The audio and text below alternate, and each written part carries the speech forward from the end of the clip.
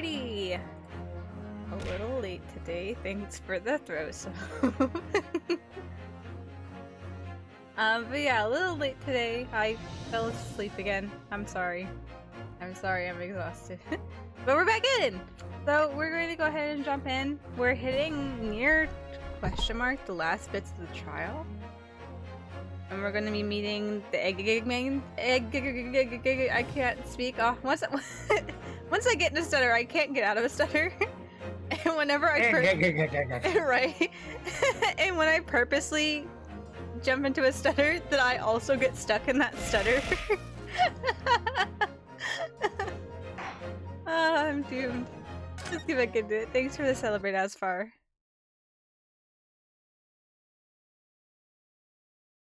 Loading. Okay, it is. 17th April, 12:41 p.m. The Old Bailey Defendant's Antechamber. I can read too. Gina, how are you holding up?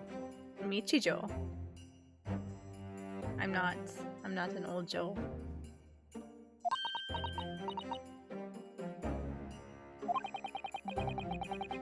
I'm starting to feel quite warmly towards her frequent cold shoulders now. You've gotten used to the soon. Oh gosh, how do I approach her voice? Jenny! Oh. Sorry. Iris! Iris, did you go through puberty really quickly there?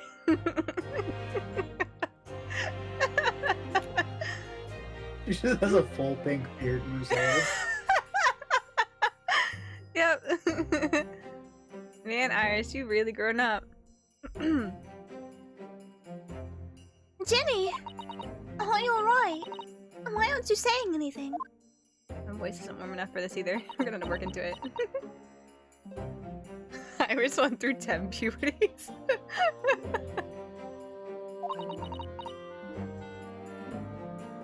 What's the point, eh? Why go to all this trouble and fight so hard? For the likes of me. What? Well, you saw it. That picture. What picture? You mean this? The photograph taken by Hurley's red-handed recorder. Well, I don't think it would have captured a scene like this. That's for sure. It's hopeless. Anyone who sees that's gonna think I did it, ain't they? Well, I'll pretend it wasn't a bit of a shock when the prosecution first presented it to the court. Surely you gotta have your doubts about me now. You can't still think I'm innocent. Of course I can.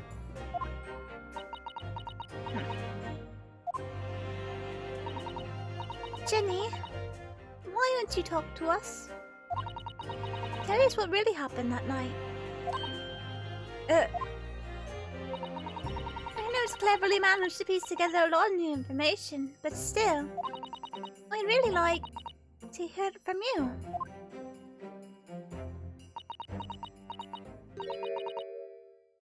Alright then. It was after we had dinner together at your place, right, Iris? Then we had a chat up in your office, didn't we? Yes, I remember.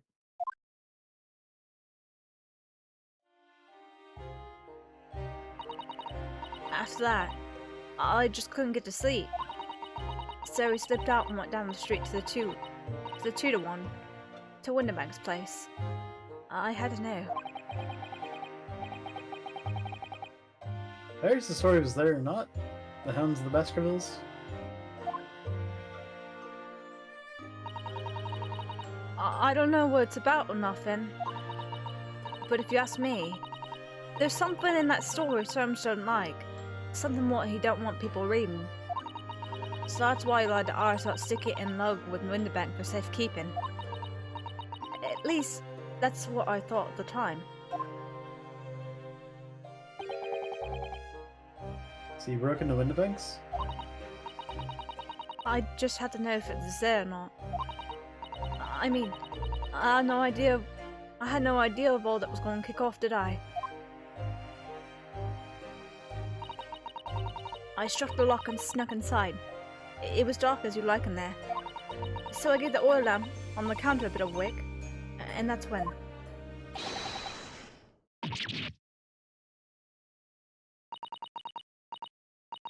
I nearly died, I did. The next thing I knew.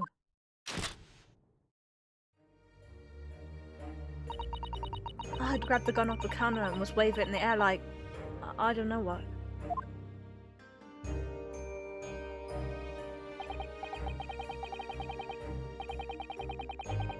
Ah, you're the girl who was in here this afternoon. I didn't think pickpockets were for armed robbery. The mantle script. Have you got it here? Did Sholmes leave a load of papers with you? A story? I beg your pardon? Down to the... something or other. If it's here, I want to see it. I'm sorry, young lady. But I'd sooner die than relinquish an article belonging to one of my customers. I don't want it. What would I do with it anyway? I just want to see if it's here. That's all. Oh, you want to see it, do you? I want to know if Sholmes really pawned it here or not. Please, just let me see it and I'll go. Oh, very well then. But for pity's sake, stop waving my gun around, would you?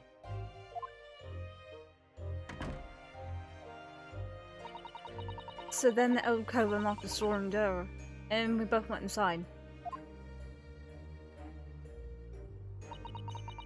And it was there, alright. The mantle script. Sholmes weren't lying after all. You did all that just to check for me, Jenny. Anyway, then there was a bit of kick-up out in the main bit of the shop. The Skulkin brothers upped this on my line. Skulkin brothers arriving on the scene, yes. What was that noise? Someone's breaking in. Dear me, is there some burglars' convention here tonight that I don't know about? I think I forgot to shut the door behind me. Sorry. I'd better go and take care of it. Could I possibly have my gun back? Oh, well, I'll come with you and... Now don't be foolish, young girl. You must stay right here. Don't leave this room under any circumstances. And with that, he took the gun out of my hands and walked back into the shop. I hung back in the storeroom like he said, straining my ears in the dark to hear what was going on. It sounded like they got into a bit of scrap. I started to think I should help see. So I was just about to go out in the storeroom myself, when... Bang bang. I heard a couple of shots go off. 2, I think. Almost at the same time. And there he was, right at my feet, lying face down on the floor. I was right next to the storeroom door, so I slammed it shut and locked it as quick as you like. Because you thought whoever had shot Mr. Winterbank might come for you? Yeah. So I went to grab the old cove's gun. I'd figured I'd put up a fight at least. But when I got a better look at him, I knew.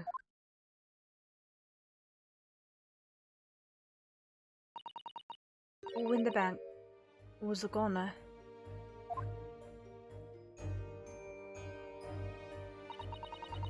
I felt funny in me head all of a sudden. Kinda dizzy. And after that, I don't remember nothing.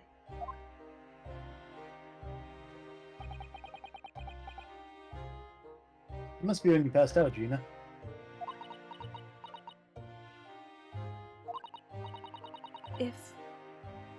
If I hadn't done what I'd done, the Yoko might still be alive. Did you tell the police everything you just told us? Of course I did. But they didn't believe a word of it, did they? All they said was, if I kept telling lies, it'd make things even worse for me.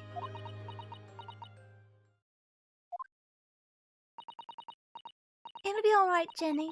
Don't worry. Just stay strong a little longer. Reno's about to pull the real culprit through the mill.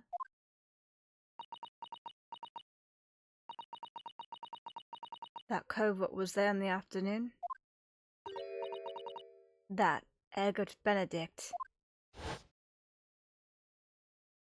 Eggert. I still remember how he looked at me. Like I was nothing.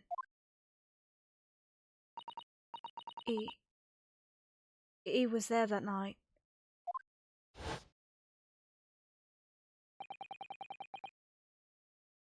We don't know his real name yet. But I'm convinced that he's involved somehow. No, what? Why would you say that, Inosuke, when she literally just said he was there that night? She literally just said it, and your response to that was, I have a feeling he might be involved. Master of observation. Master of observation. You know, it was Cosmo's bias. Cosmo's bias gave him confidence. And he felt the need to be like, I pride myself in my observations. I can't even fucking speak English. I pride myself in my observation skills. Anyway, thank you for telling us what happened, Gina. I appreciate your honesty. You what? You can leave it all in Reno's capable hands now, Ginny.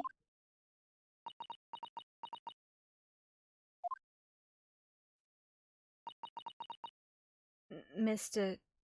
Nara Odo. Yes? How come you trust me? I don't get it.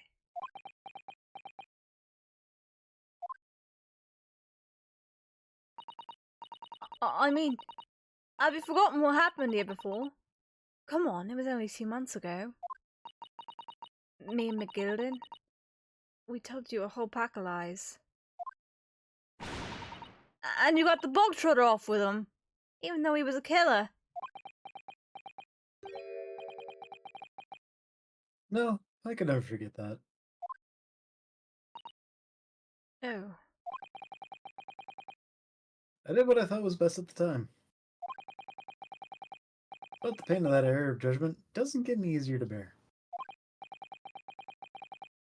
Still, don't forget that I also made you a promise. I told you that I'd be on your side to the better end, no matter what.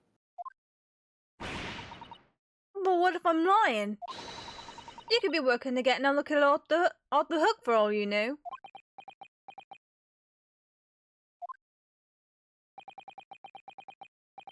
I was once in your position, Gina.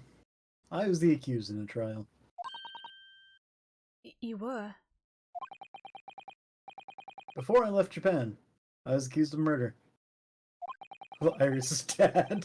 No, of Iris' dad, to be exact. Iris, what? And strange as it might sound, the circumstances of the crime were pretty damning. I am sure that no one would believe it wasn't me who'd done it. Oh, Reno. There's one person who stood up for me, who believed in me and was prepared to defend me.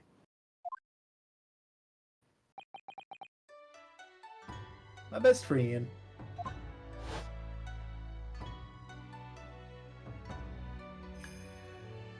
Ryunosuke, no one believes in you more than I do. Leave this to me. All you need to do is put your faith in me, and I'll do the rest.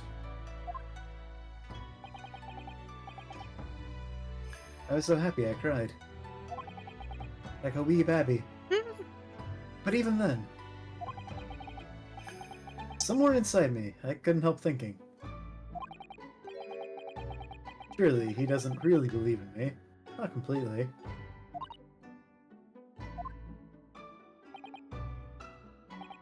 But I was wrong.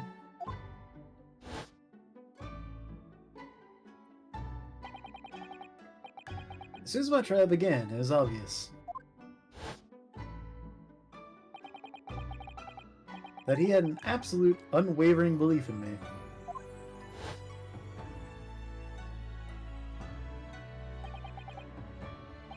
And in turn, I developed an absolute, unwavering belief in him. And fell in love. And that's why I carry his soul around with me every day. Since then, I came to realize if you want someone to believe in you, you have to believe in the other person first. Believe in the me that believes in you. That's a reference. I should know this. But I don't know where it's from. Gurren Lagann. Okay. I only watched a couple episodes of that one. What are you saying? I promise you, Gina, that no matter what happens, I'll keep believing in you. So you don't need to worry. I won't let you down.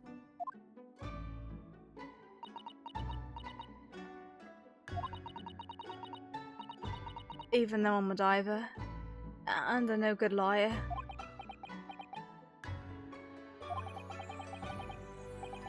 You're not like McGilded. I know that. Eh? That's right! You're French, Ginny! You're not short as hell. Iris. You know you're better than you think. And we've come to the conclusion that you're someone we can trust. Yes. That's really all we need to know. Exactly.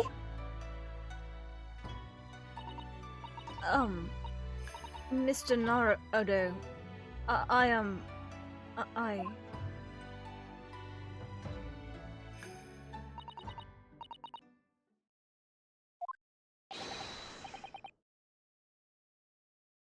And it Gina Lestrade, a legal representative. Court proceedings are about to resume. Please head into the courtroom immediately. Yes, of course. Thank you. We had a heart-to-heart moment. It's been both a defendant and I'd been both a defendant and a defending lawyer in my time. So I knew only too well just how hard it was to put all your faith in another. And I also knew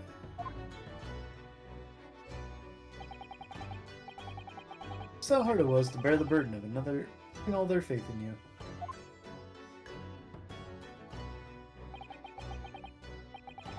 This is it at last. Final chapter.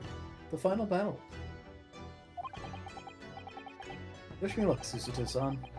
And I hope you're watching over me too. Partner. Partner. Howdy, partner. This courtroom ain't big enough for the two of us. Time for a Mexican standoff. At high noon. It's a little past noon. It's a little past noon. Yeah, they can't have their standoff till tomorrow now. 17th April, 1:41 p.m. Old Bailey courtroom. Oh, I'm surprised at the amount of people I've met up here that have connections or once lived in Texas. But there was a gentleman that came in with the strongest southern drawl, and I was taken aback. And he mentioned he lived in the same town that I used to live in. I was like, whoa! He's like, oh, well, it was back in like the 70s though. And I'm like, okay, it has changed a bit since then. But I'm like, whoa, you lived in Texas. I used to live in Texas too.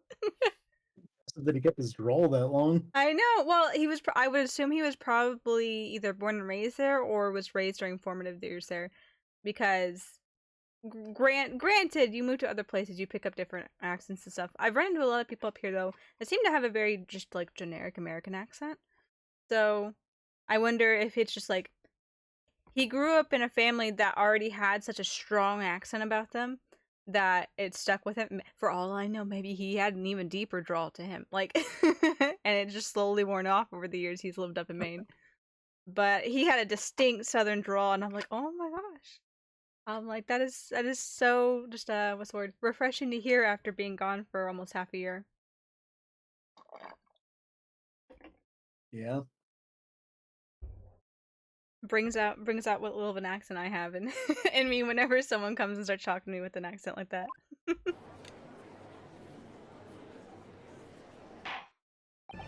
Has Gregson put space between himself and the Skulkin brothers? I don't blame him. I hereby call this court to order as we resume the trial of Miss Gina Lestrade. Lord Van Zykes, have you successfully subpoenaed the witness? Every time the judge leans his head forward, I do the same.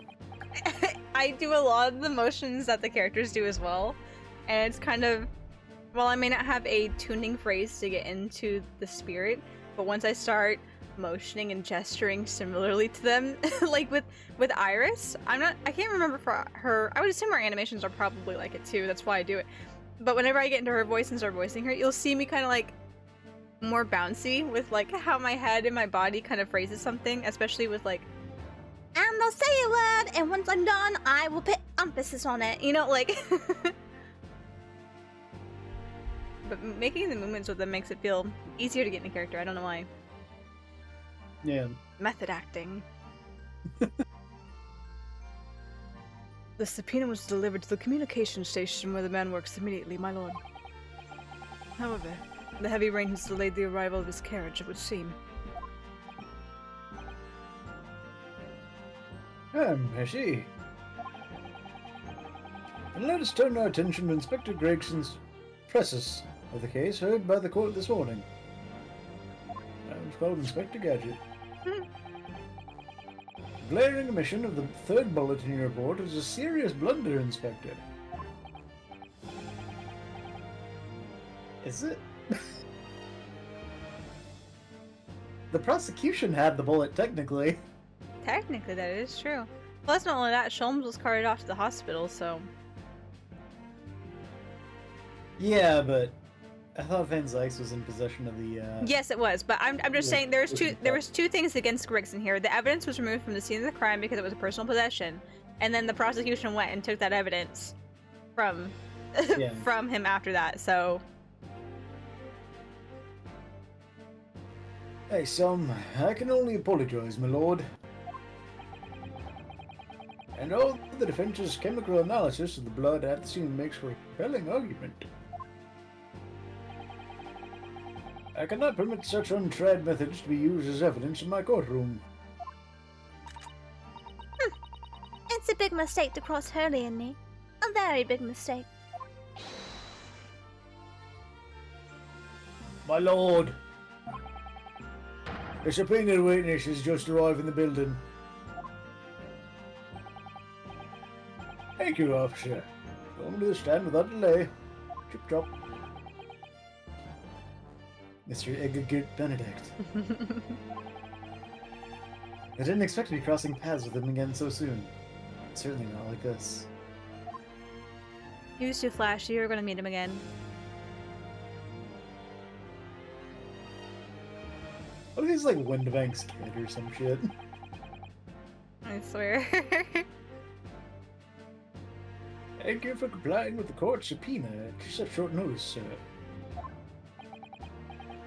But of course, my lord. As an upstanding member of London society, it is my pleasure to oblige. Now, kindly state your name and occupation for the court.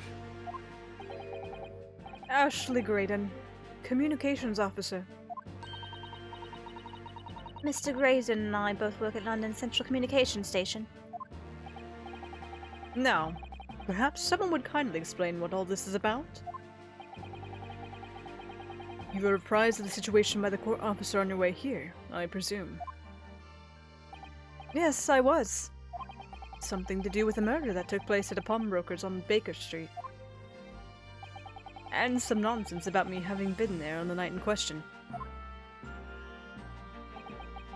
That is the accusation indeed. This really is beyond a joke, you know. Very well. Without further delay, the court will hear your testimony now, Mr. Graydon. You'll respond to the accusation made against you under oath.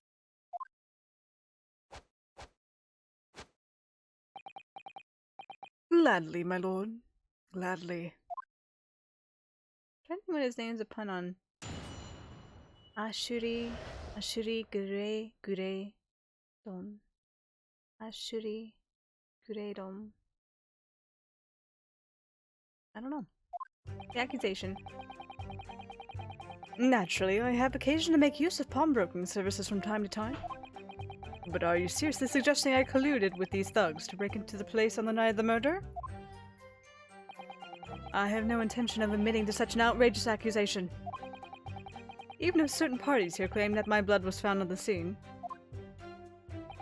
Some skirmish detective's homebrewed tincture can hardly be taken as serious evidence.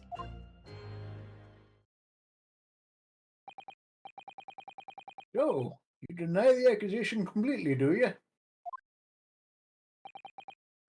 I must say, I'm dismayed. For the highest court in the land to be swayed by this self-professed detective's toy. It was the will of the jury, and our great British justice system demands that the jury's will is upheld. Then it would seem we have the misfortune of a most inept assembly of jurors today. By golly! How long am I expected to be detained here? If following the defense's cross-examination, your involvement in this matter has not been established, you'll be free to leave immediately. Good. Then I shall be away in time for afternoon tea. Some small consolation, at least. Let us not hold up Mr. Graydon any longer than necessary, counsel. Proceed with the cross-examination. So, we meet again, Mr. Egegert Benedict. Or is it Mr. Graydon?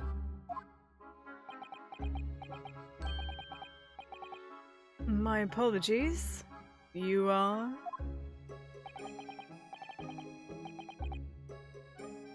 Ryunosuke Naruhodo, defense lawyer. We have met. If you say so. Ashley Graydon. Enchante. So.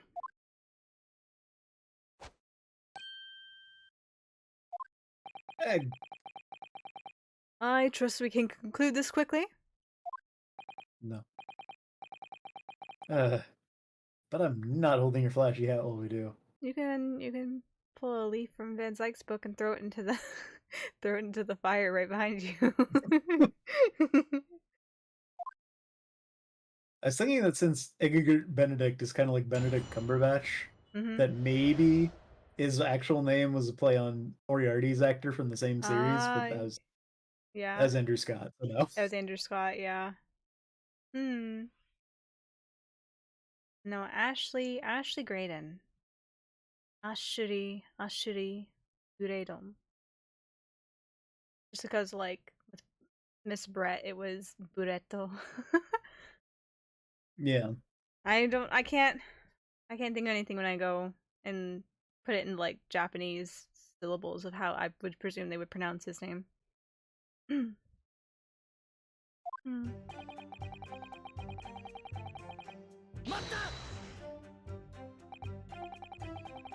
Yes, we even met in the very pawnbrokery where the crime took place on the afternoon of the day in question. Though, of course, you introduced yourself by a different name at the time. It was Mr. Egegert Benedict, I believe. Tell me, what made you... The witness is here to testify about the events that took place that night. He is under no obligation to answer such unrelated questions. You can't be serious. We saw him earlier in the day at the location of the crime. And now we have a connection to him being there later that night at the scene of the crime. And we can't talk about this. Thank you. Because I certainly do not feel inclined to answer such an inappropriate question. So he's going to be evasive, is he? In an effort not to give anything away. This could be tricky.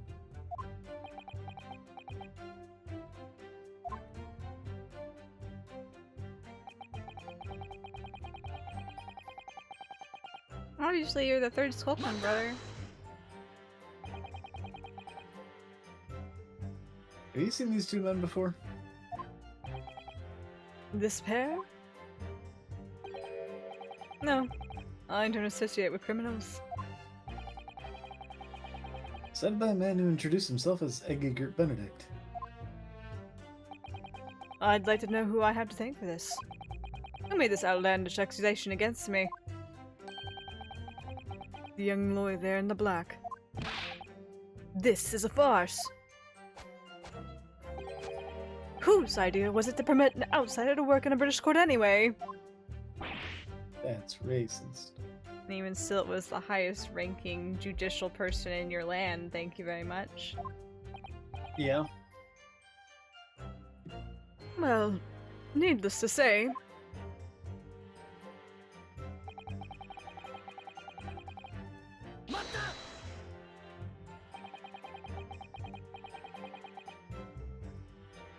Where were you at around 1 in the morning on the night in question, sir? that is past the hour to which I would normally retire. Certainly. I was not in the company of these rapscallions.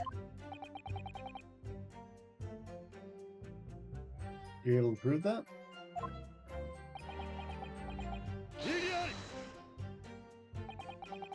Listen carefully, my learned Nipponese friend. For you appear to be under a gross misapprehension on this point. What do you mean? The witness maintains he was not at the scene of the crime. He has no obligation to prove his absence. Because he said so. If your accusation is that the witness was present at the scene, the obligation lies with you to prove your assertion. You will fulfill that obligation before putting any more unreasonable questions to the witness.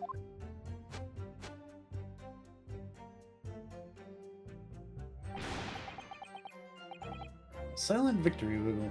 Thanks.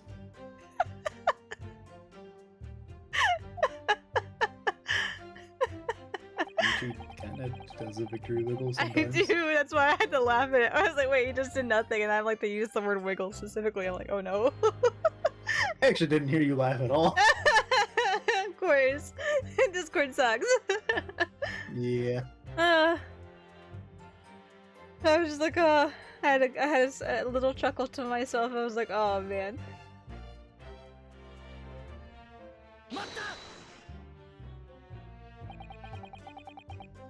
Blood was found at the scene of the crime. There's no question of that.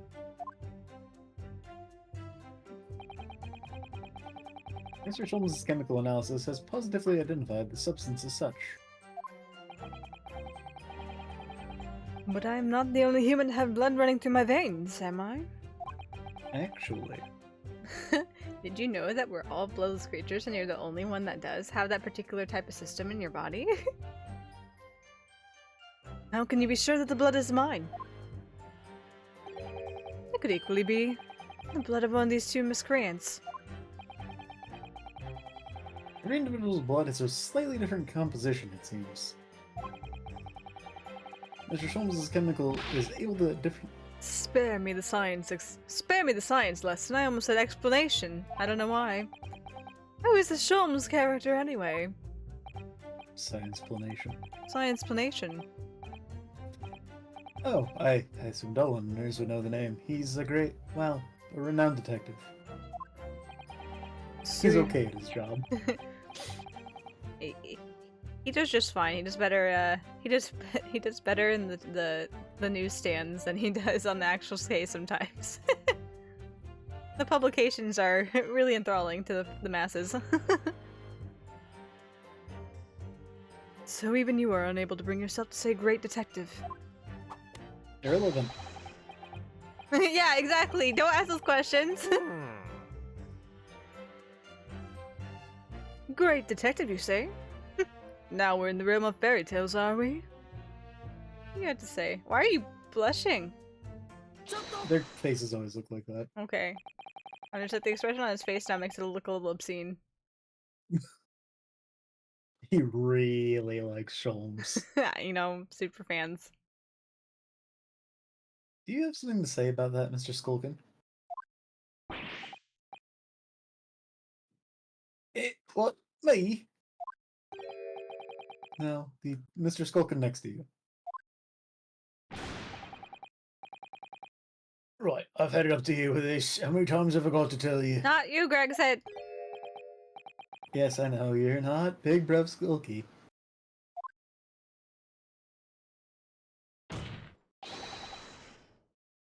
Mr. Nash Skulkin. Hey. Cool, blimey, I didn't catch everything there because I went by so quickly. You what? Isn't that the case that when Mr. Graydon just spoke, thought went through your mind? I never know, I thought not never. There's not a single thought behind those eyes. Would you care to share that thought with the court? Eh, me thoughts. I don't have none of them. I must have been him. You what? Mr. Nash Skulkin, answer the question, please. What went through your mind when Mr. Graydon just spoke? Nothing. Honest God, nothing. I was just thinking. If he waves his arms around like that much more, it'll open up the wound again. That's all. What wound? Where he took a bullet, of course. It was only 2 days ago. It ain't gonna be healed up yet. So I was, well, you know, I was worrying for him and... Oh, Elspells. Mr. Graydon, did you hear that? Wound? I don't have a wound. You know who likes Sholmes? Sholmes. Yeah. Yeah. Or at least that's what he says. I have to wonder deep down though if he's projecting, if he's trying to be positive about it, and internally he's like, man, I hate myself. I mean, some of the stuff that we've dealt with recently kind of makes me wonder. It really does make you wonder. It's all just a facade, you know. What? Your comrade is worried about you, it seems. On account of your injured arm. My lord. Yes, Mr. Graydon. I have no idea what these two wrenches are talking about. Certainly, I shouldn't be expected to answer anything in relation to their mindless insinuations. You're holding your arm though. I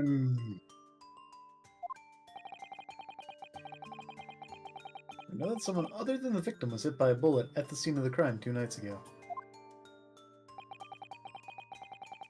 From the height of the bullet hole in the wall, that person was likely hit in the upper arm or thereabouts.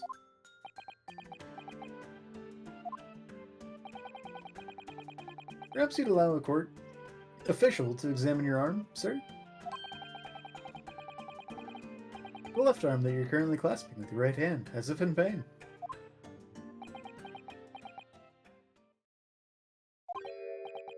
No. I refuse. Get the metal detector. Beep beep beep. No, we need The a. bullet's not actually in this one, but the bullet wouldn't actually be in this one. That's unlike true. The other instance, but See, it would have been a red herring. We needed the metal detector for that, but actually this time, we should have picked Missile, the dog. Definitely going to be the answer for this one. yep, Ankle biter. always pick dog. You show no evidence whatsoever that links me to these common thieves. accordingly. I am not obliged to permit such invasion of my privacy. As I've already said, I'm completely uninvolved in all of this. I never had anything to do with the pawnbrokery where this fellow was killed whatsoever. I take offense at the insinuation that I was in any way involved. You claim to have had nothing whatsoever to do with Mr. Winterbank's pawnbrokery. My lord. The defendants would like the last statement to be added to Mr. Graydon's formal testimony. Do we have a picture of him? We do. Very well, counsel. I have a profile at least. Continue with your testimony, Mr. Graydon. That is your real name.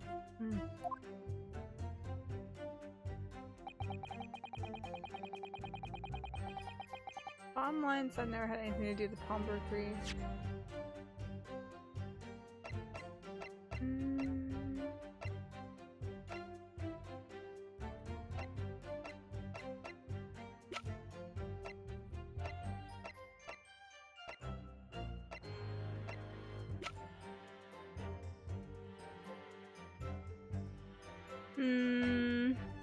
I thought we had a picture of him.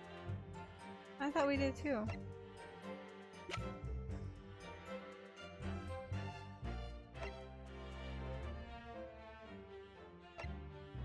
Regina. Floor plan, crime scene.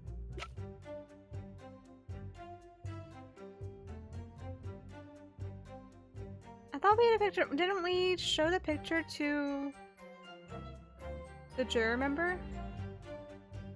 Maybe it never made it into court record? Where did the picture come from, too, is the question. I can't remember.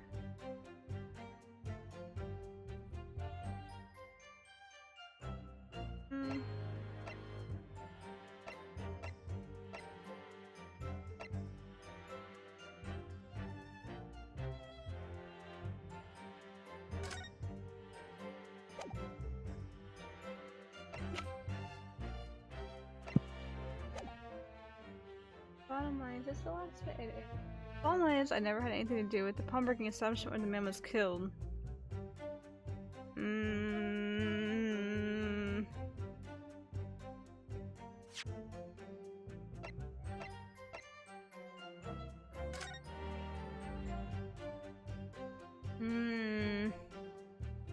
The only other thing I could figure is the music disc.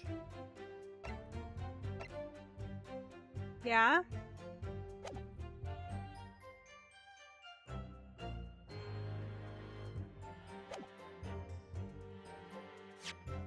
We'll do this first.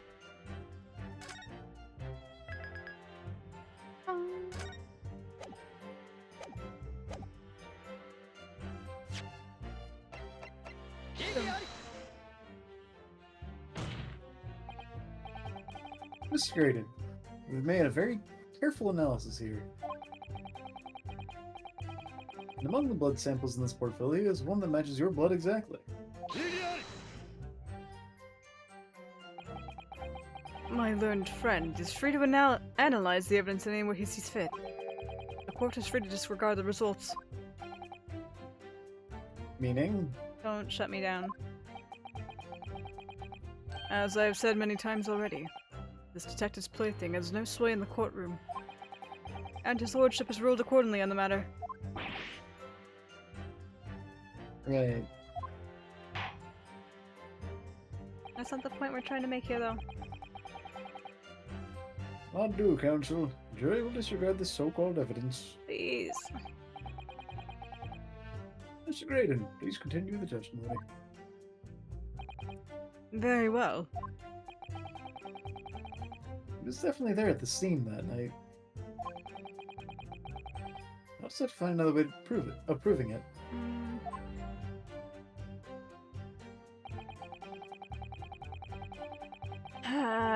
We didn't get smacked, though. That's nice. Yeah.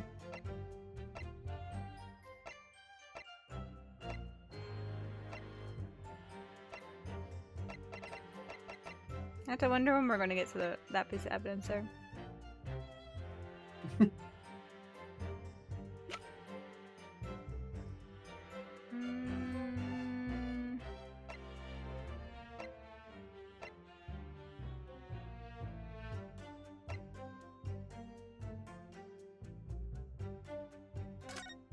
Oops, I didn't mean to click on that.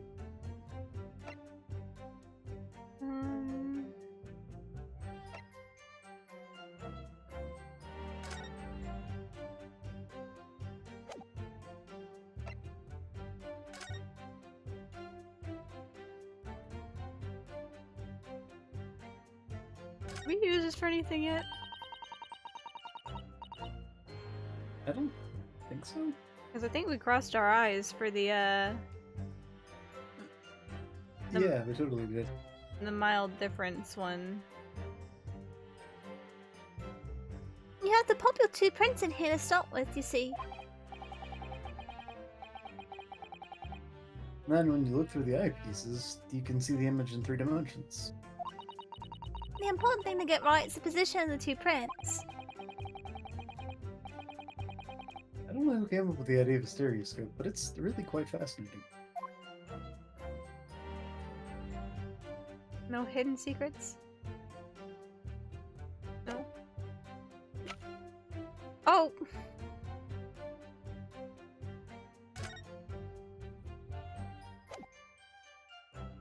I literally just go right over the music box itself specifically. Let's see if it's go back. Let's see if it's I specifically don't know the why, music I box. thought that's what you presented. Have you ever seen this disc before, Mr. Graydon? Why? Is it supposed to mean something? The disc was, until the day of his murder, in pawn in Mr. Windibank's shop. It was redeemed by the defendant, Miss Gina Lestrade, that afternoon. However, somebody mysteriously appeared to try to take it from her. That somebody was you, of course, wasn't it, Mr. Graydon? As I've reiterated numerous times now, you're mistaken. That was not me. He was my evil twin. I've never seen that disc before in my life. It may have escaped your notice, but there's a small smear of blood on the disc. Ah yes, resulting from an abrasion of the thumb, perhaps.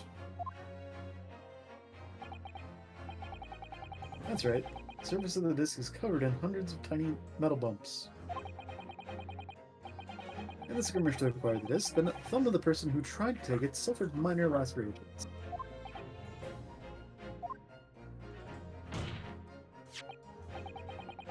So, while the disc bears the remnants of that skirmish in the form of the smear of blood, the thumb of the person in question must bear the remnants also, in the form of a scratch.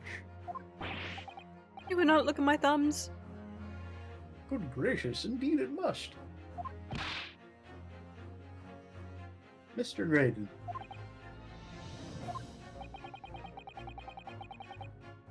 You refused to allow a court officer to examine your arm before.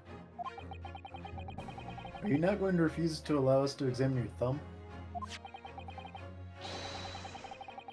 Because I have no doubt that it bears a small scratch consistent with the smear of blood on this disc.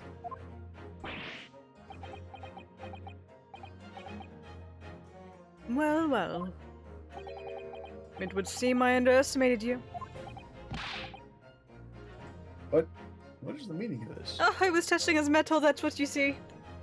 Make sure he was worthy to question me. So you admit it now? You admit you have a scratch on your thumb from when you attempted to take the disc from the defendant?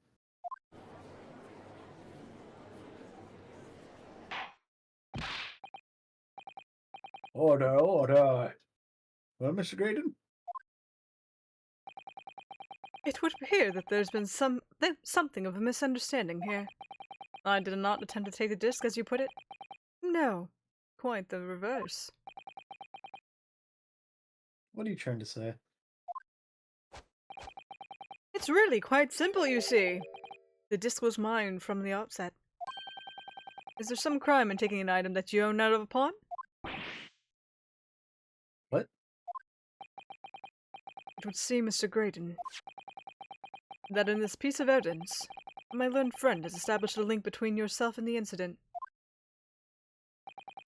Accordingly, you will tell the court everything you know about this just now.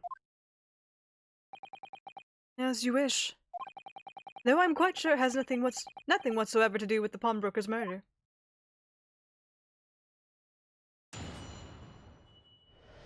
Okay. Before we get into talking about the disc here, we are hitting the top of our stream hour, so it's time for our ad break to keep pre-roll ads off for you guys. If you'll hang tight just a little bit, we will be right back after these ads.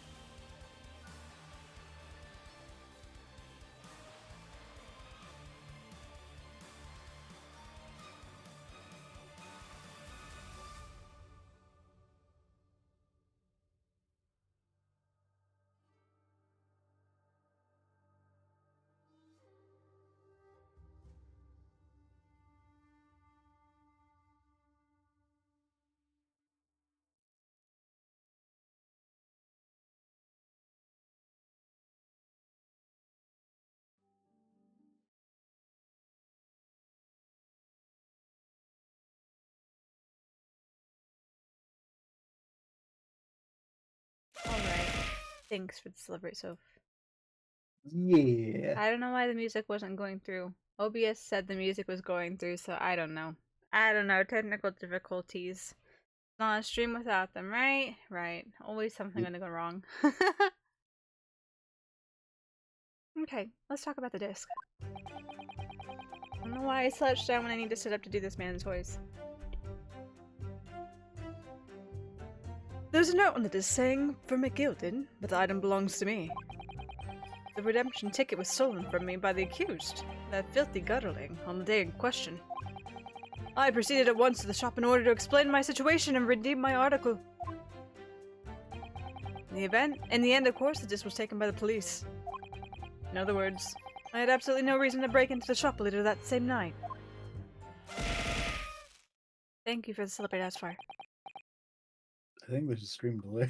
I'm assuming so as well, because OBS is also in the red right now. We love... Mine just now came back. we love technical difficulties. We love network problems. Gambaru. Gambaru stream. You got this. I hear you correctly, sir. McGilded, you say? The famous London philanthropist. He perished in this very courtroom 2 months ago after being acquitted of a distinctly messy murder. Yes, my lord. The one same. Graydon killed him. Good lord, Mr. Graydon. Are you saying that Mr. McGilded and yourself were acquainted? Yes, that's correct.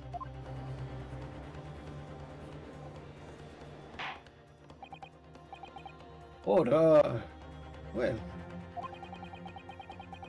Certainly didn't expect to hear that name uttered in here in my courtroom again. According to what Gina told us, the disc was placed in the pawn on the fateful night 2 months ago.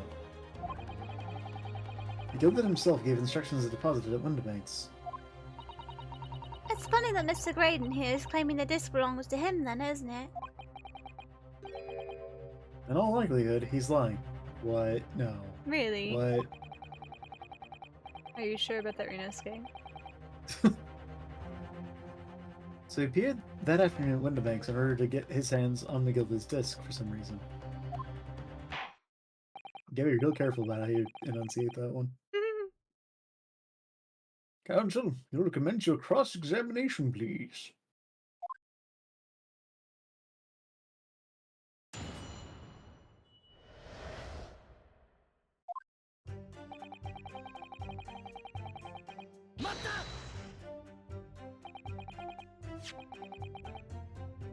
Would you care to explain how this belongs to you? He wants the D. The disc.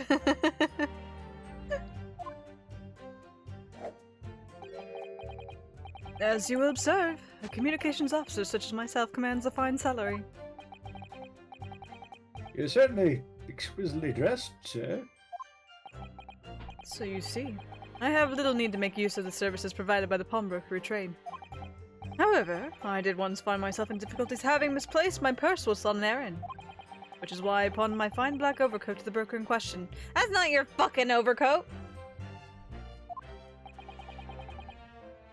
You claim that was your overcoat? Obviously. And in my haste I claimed forgot that the music box disc was in its pocket. And yet there's a note on it that reads, for McGilded. I am a collector of rare and unusual music box music.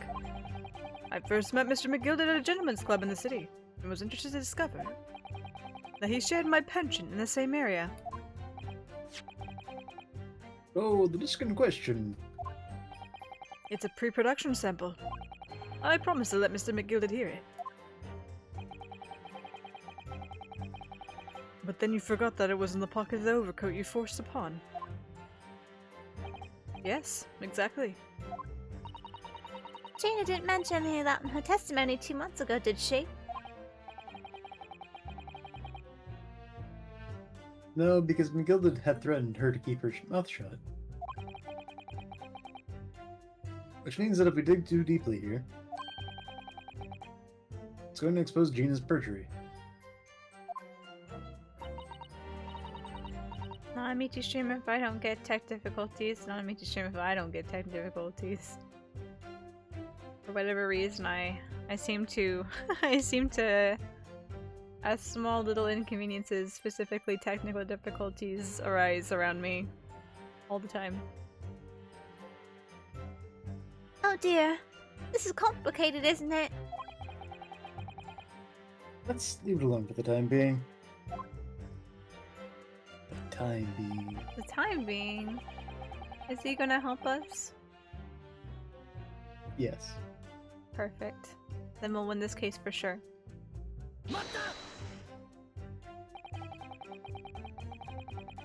You're saying that Miss Lestrade lifted the ticket from your pocket or bag? That's right. Despite being mindful of danger when walking in the insalubrious areas her kind frequent. Miss Lestrade did no such thing. Well, of course you would take that stance. But the girl's a regular offender. You came to the pawnbrokery that day prepared with all the information you needed to identify the defendant. You were looking for her. That's what brought you to the Windibanks. Get your hands on Mr. McGilded's disc. My learned friend is very veritable font of nonsense. Nonsense. I can grow the prosecution. Wasn't that already submitted as evidence? What? The description. I thought we had a piece of paper that had Gina's description on it. And that we've already submitted as evidence. What was that on the back of?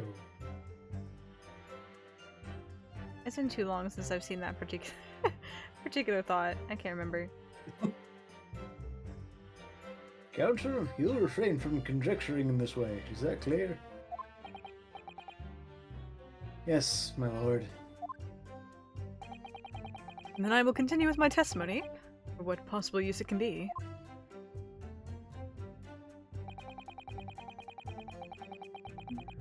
Very snow. Pawnbroker's ticket. Pawnbroker's ticket. What was... Where did we find Gina's... Is the investigation extravaganza. It was. Oh, so we don't even have the paper. It was what we saw in his hand or something? Or Yeah. sticking out his pocket? That's what it was. Gosh, dang it.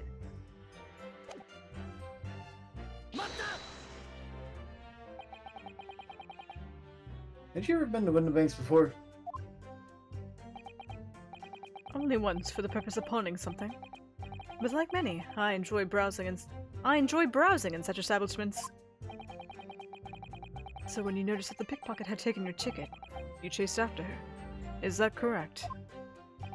Yes, that's right. I didn't notice at first, of course, such as the art of pick purse. But when I did, I headed to the pawnbrokery at once, in order to reclaim my coat before the thief could. I was merely trying to recover what was rightfully mine in the first place. He can say what he likes because he knows we have no evidence to contradict him on this.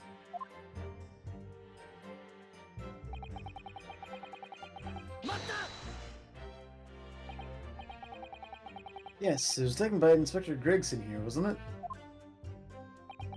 That's right. This was the very man. Apparently, the police are collecting anything that has a connection to Mr. McGilded as evidence. You want to say something, Gregson? Michio. Something wrong, Inspector.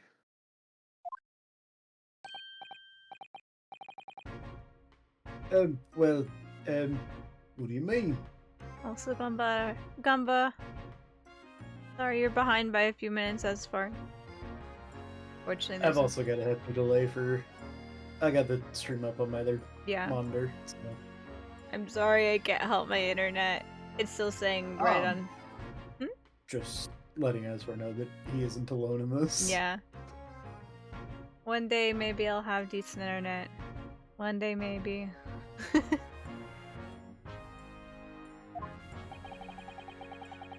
last remark Mr. Graydon made in his testimony seemed to trouble you in some way. Hey, no it didn't. It's nothing. Leave it alone. Stop lumping me in. Let me ask you this, Inspector.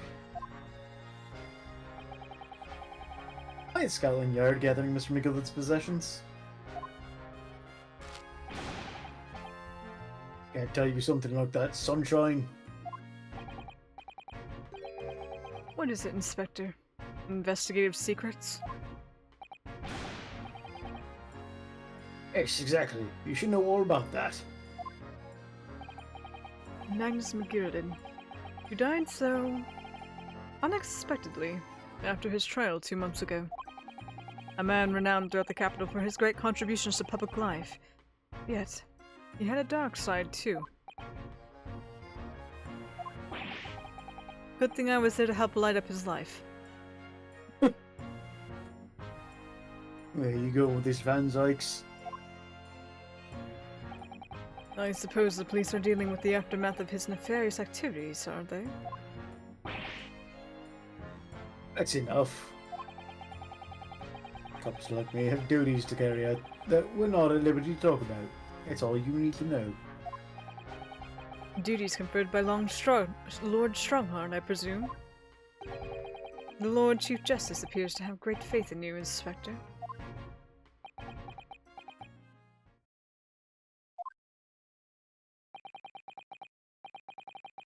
The bottom line is, if you want to get more out of me, you're gonna need Lord Strongheart's paw print first. Lord Strongheart's a furry? Yep. That was a secret all along. The truth come out. What's all this about? Oh, Ryunosuke. I maybe this concept hasn't gotten over to the east quite yet, but let me tell you about furries.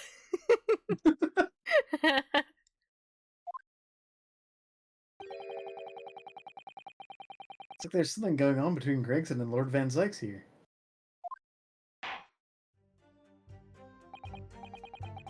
Well, it would appear that the inspector has revealed all he is at liberty to reveal. Mr. Graydon, let us return to your testimony. Gladly, my lord.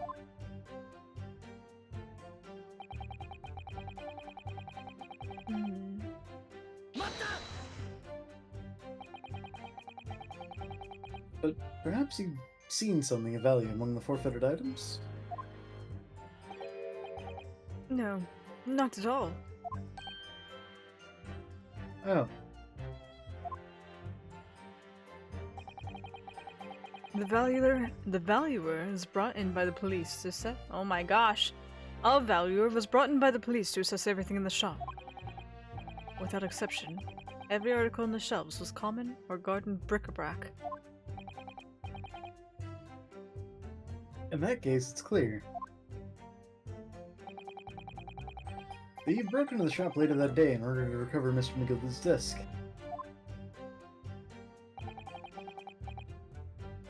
Have you not been listening, man? Even if I had wanted to recover the disc, you may recall that it had been seized by the police that afternoon. It was no more in the shop that night than I. As I keep saying, I simply had no reason to break in.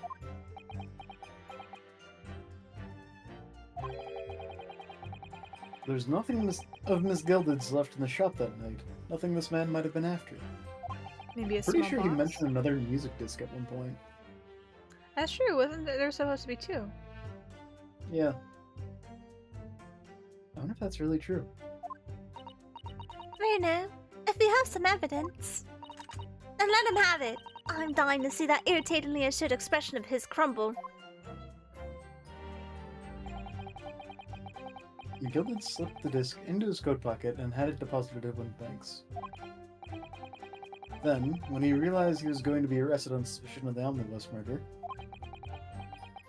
he threatened Gina and forced her to take the redemption ticket. There's no doubt about it. And that witness is lying through his pearly white teeth. Police were obviously after anything left behind by McGilden as well. That's why Inspector Gregson ended up taking the disc into custody that day. Well, Greggson's been very strange about all this. There must be a reason for that, I'm sure. I just don't know what it is. For now, I need to focus on exposing the fact that Mr. Graydon is lying in his testimony. Okay. Oh. Hamburger's ticket. It's weird that nobody's looked at the note for on the music disc. Unless it literally is just a piece of paper that says Just for McGilded, yeah. from McGilded. I assume it was like an envelope or folded paper. Yeah, I would think so as well. Small box.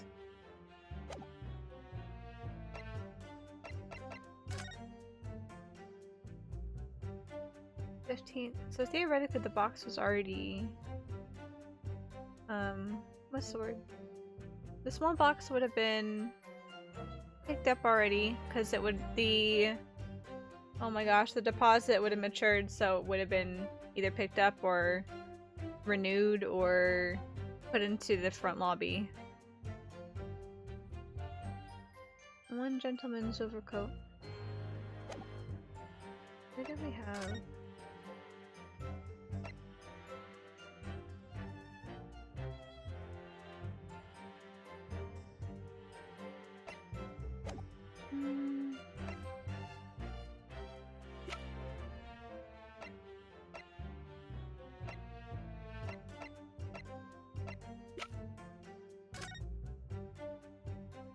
Look at it again just to see if it suddenly has more information now. Oh, McGilded. That's the man who defamed the court a couple months ago, isn't it, Reno? Didn't we Click on this earlier? Maybe? Yes, or rather mistakenly defended. I wonder what his name's doing on the back of this disc. That's a question I'd love to know the answer to myself. Let's see more.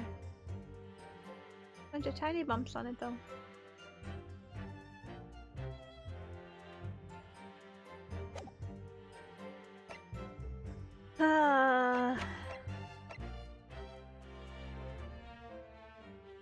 I don't want to get so stuck early in the night. Think, Michi. Use your scampled egg brain.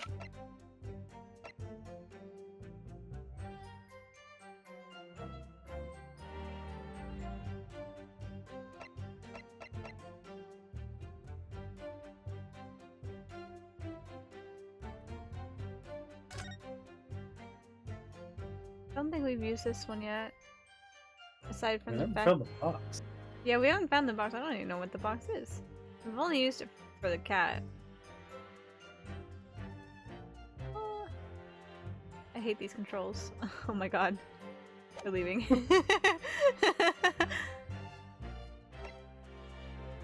Use representation peppers. Oh my god. I can't. I wasn't even trying to say representation peppers. It just came out. Can't say the word papers. Especially after. To be fair, that's how it started. What? To be fair, that's how it started. It is how it started, yeah. I think it's because there are so many hard consonants in representation that my what's the word? For whatever reason, my brain wants to go pet instead of maybe after rep peps. Maybe that's what my brain was trying to do. Could be. My brain does funny things with mixing syllables and sounds sometimes. Plus I trip over saying certain sounds, like S's and stuff. I kind of lisp a little bit on. And it just throws me off. I guess I never really noticed that. It's not like super apparent, and I think it's just because my teeth are kind of like, what's the word? They've shifted after I had braces as a kid, because my wisdom teeth were pushing them, and so I don't have buck teeth, but it's just a little bit of a gap that's now there, and so with how my tongue hits the roof of my mouth to go say like Iris's story, I really have to put effort into pronouncing the S properly and moving on to the next syllable. Especially when there's like lots of an S sound near each other. I don't know what to do with this though. Why do we need the paper?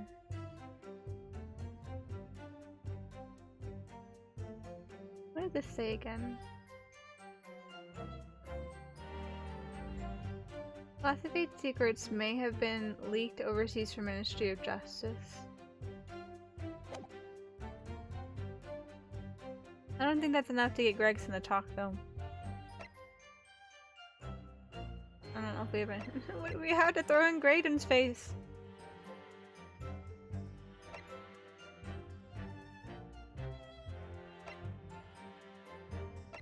Also, not saying that it can't be a name or a way it's spelling, but interesting that they went to, what's the word?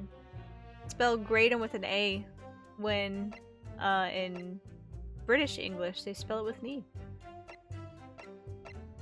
Yeah. They've been kind of on top of the spellings of British English through this since we're in Britain.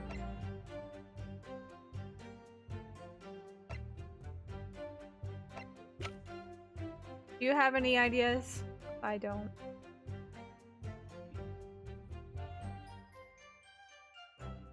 And if you don't have any ideas, then I'm going to pull up the walkthrough. We had the conversation with Gregson, but I don't feel like anything happened. I know, nothing really. Oh, the only thing that came from it was, oops. The only thing that we got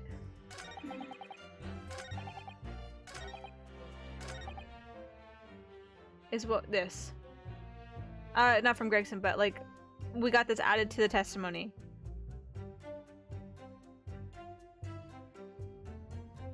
I'm pretty sure it was that one, wasn't it? Take my police. Very cool. Yeah, because I think him saying that this was taken by police is what caused Gregson to schnurfle.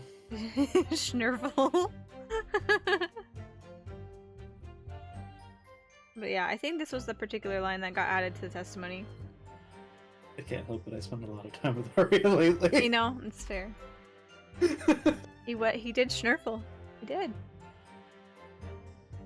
In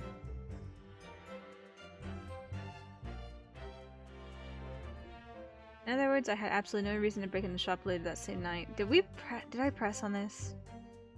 I feel like I might have. Let's see.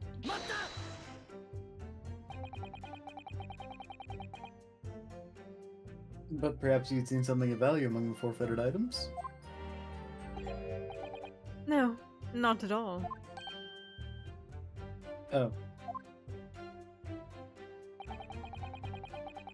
Yeah. Yeah. Bric-a-brac, yep.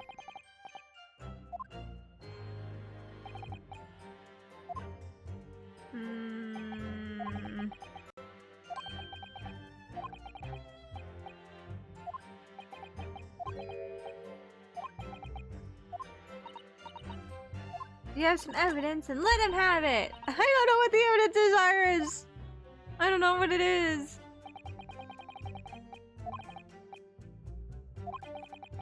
You had a redemption ticket. Vince is lying. Anything left behind the guilty is fallen away. In the disc in the custody that day. Greg's using very strange. Exposing the fact Mr. Graydon is lying is his testimony. Okay. I don't know. Cosma.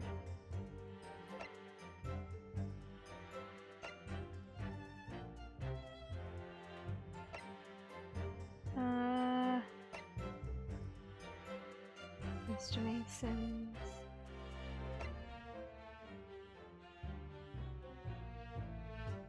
A few months ago.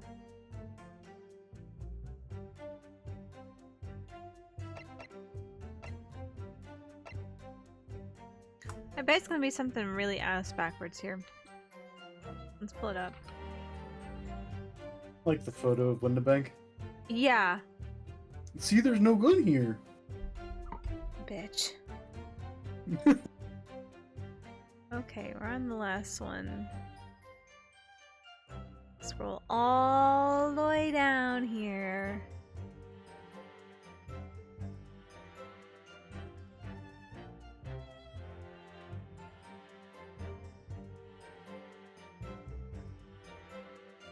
Oh. Did I go too far? No, Clouded Kokoro. Return of the Great Departed Soul. I think that's what we're on.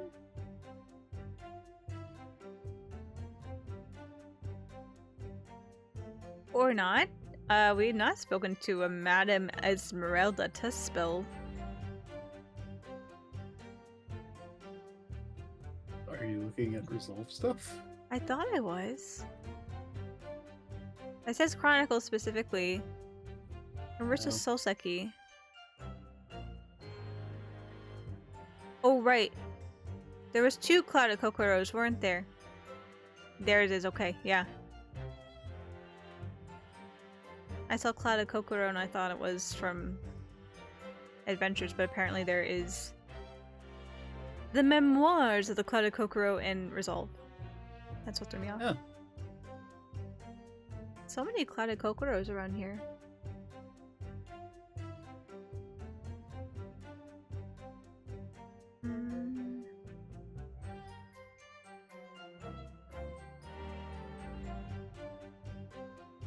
There we go. Adventure, the Unspeakable Story. Investigation, trial, Skulkin, Ashley Graydon. So Nash pursue him, press the new fifth statement, slide over to Gregson and pursue him. Are you kidding me?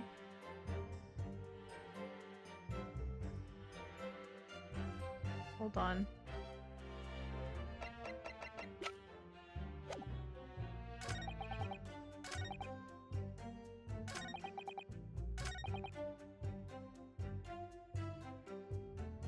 That's seriously what it wants me to do? Why? Why?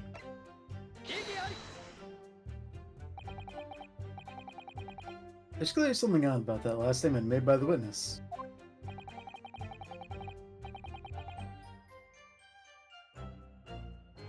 There's clearly something odd here indeed, your behavior, counsel. Oh, haha. Please, don't mind me. That'd be significantly easier if you'll lower your hand. Shit. I won't lower my hand until I prove my client's innocence, as long as it's quite quick. So I guess we did it wrong still? I guess? No, because it says, press fourth statement on Ashley Graydon's first testimony. Slide over to Nash and pursue him, which we've done. Press new fifth statement. Slide over to Gregson and pursue him, which I thought we already did. Did we do it twice? I thought there was only one, so Gregson. Present Music Box 6 on revised fifth statement. Which I suppose was just the part where... Have we presented it? I know I presented it, but I thought we got shot down.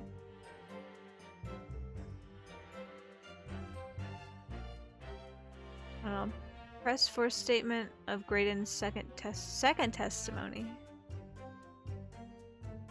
Wait, present music box this on the reside fifth testimony. Is this guy lying to me?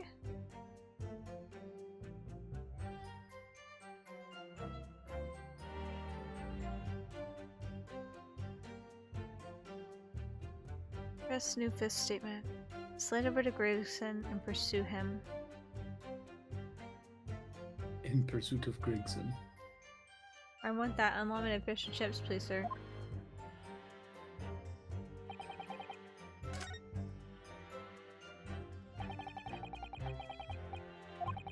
I clicked through it. Whoops. Gilded as a slip disc?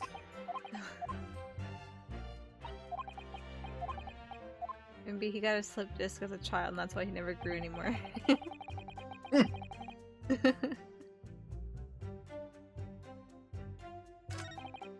2, 3, 4.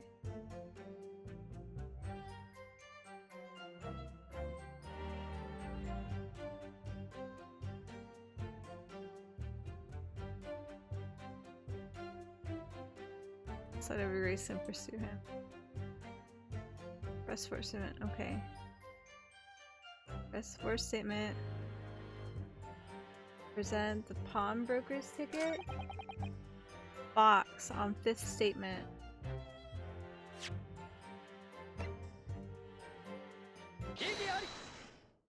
Try.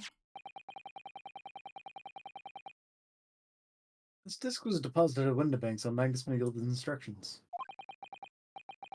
You knew that, and you went there with the intention of obtaining it yourself.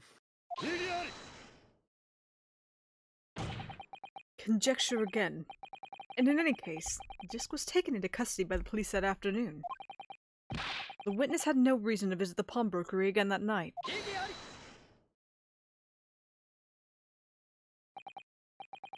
Sorry, my learned friend. But that's not true. What? Mr. McGilded had another article on Pawn at Windobanks. As this second pawnbroker's ticket proves.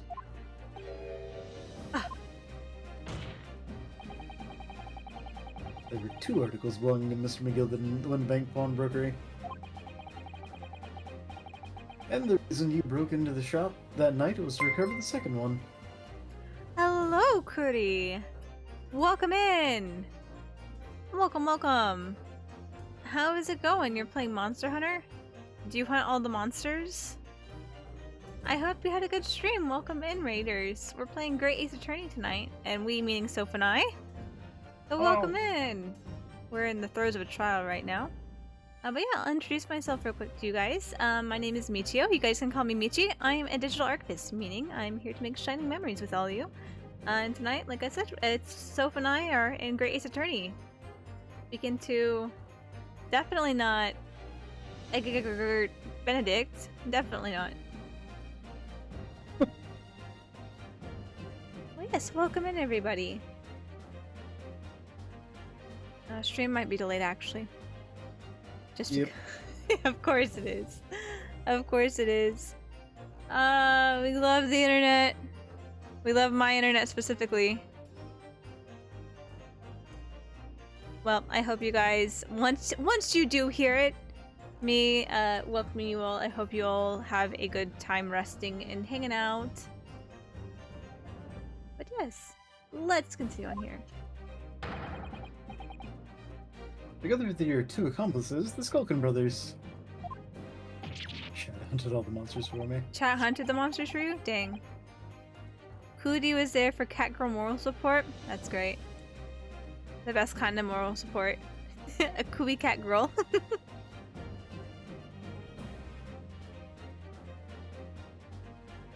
Here's the second ticket, is it?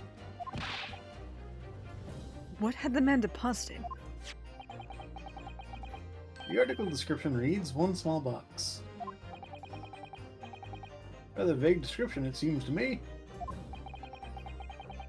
Are you suggesting that I broke into the pawnbrokery with these clowns in order to steal some trinket box? I believe there are adequate grounds to suspect that you did. This is absurd. Why on earth would I do such a thing? Yeah, I'm sorry, Cootie. There is delay because my internet sucks. And for whatever reason, it's deciding to suck hardcore tonight. So we've got a bit of a delay. Go man. Once the article had been forfeited, I could simply walk into the shop and purchase it. There would be absolutely no need for me to resort to theft. That's a good point. Indeed. This makes a solid argument. What if he's not as rich as he looks to be, though? He's like those people that are like super poor but spend all their money on like $5,000 designer dogs and Ferraris and all that stuff. Somebody help me with my budget. My family is starving. What? Somebody help me with my budget. My family is starving. Pretty much. Like, well, first, how about you care less about clout and more about groceries? So that means, for some reason, this Graydon fella needs a small box that very night, does it? It's time to put an end to this nonsense, my lord. You'd be a little less cryptic, Lord Van Zykes. No. I do hate to ruin my learned friend's arguments, but the truth is quite incontrovertible. On the night in question, no small box was taken from Windebeg's pawnbrokery. And rest assured, I can't rest assured. Rest assured, the prosecution can prove it. It's okay, I hope the game's going well. I have yet to play this one. I haven't been enjoying this one so far. It has just as much charm as the original trilogy. It's a little different though. It's a little different, which I think is a good thing. I'm hoping to get the payoff on some of the things that have been left hanging, but it definitely follows a different, I guess, pattern from the trilogy. So it's a little more unexpected what's coming.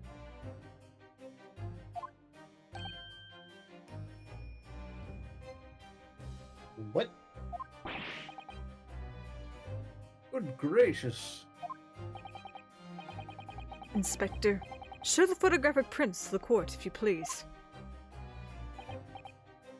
Yes, sir. What prints? The paw print. Oh. These prints were taken from one of the detective's security cameras. Harry's red-handed recorder scan. As previously explained, using this plan of the shop layout. The victim's establishment was furnished with automatic cameras in 2 locations. One was set to capture the county. One was set to capture the entire county. Do they have those? Do they have counties in London? I can't say I don't know. One was set to capture the counter where Mr. Windbeg received his customers, and the other was set to capture the shelves on which articles were placed for sale once forfeited.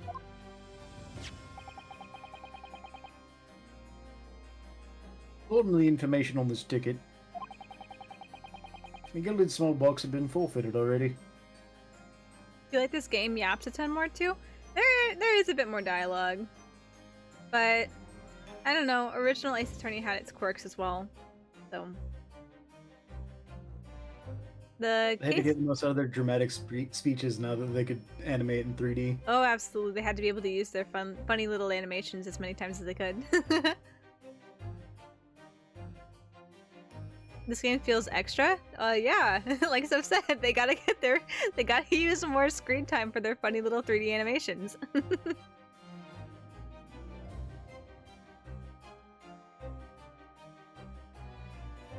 I'm sorry, did you say that this line?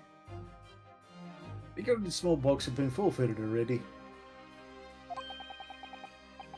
2 days before the incident, at 9 PM on 13th April to be precise. Which means it would have been on the shelves of the forfeited items in the shop front. Now, what I have here is a print taken by one of the cameras about 2 hours before the incident. That's at 11 PM on the 15th of April.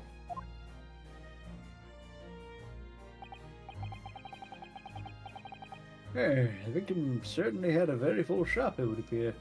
That's very full too.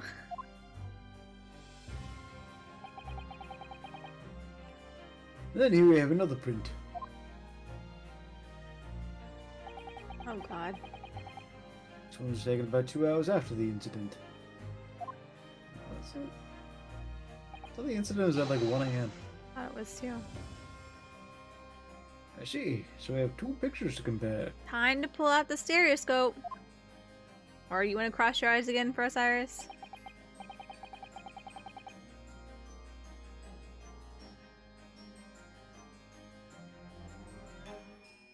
I must say that placing them side by side leaves me cold.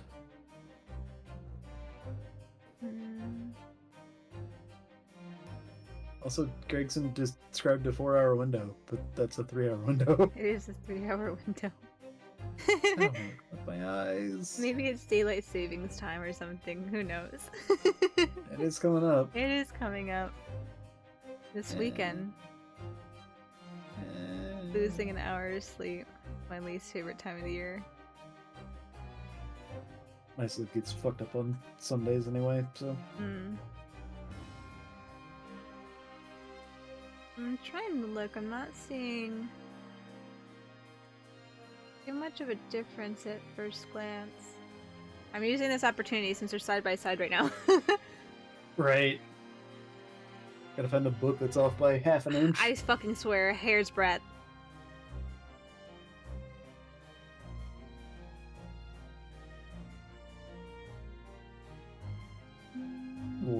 It's the worst find the difference puzzle. It really is.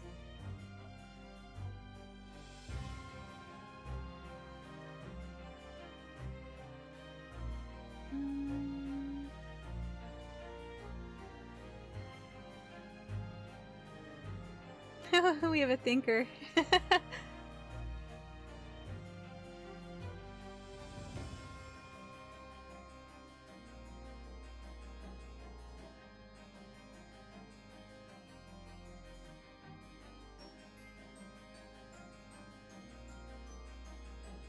It really doesn't feel like anything's changed. I can cross my eyes, but not in the way that they overlap. Yeah, I cross my eyes and everything just goes blurry. Yeah.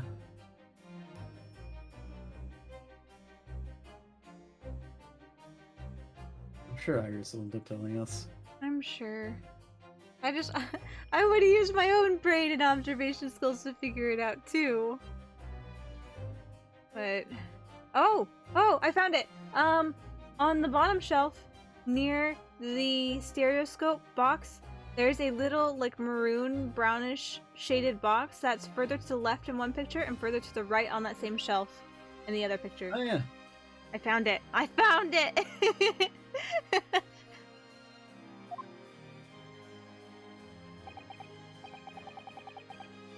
Dear me, that's starting to make my head ache.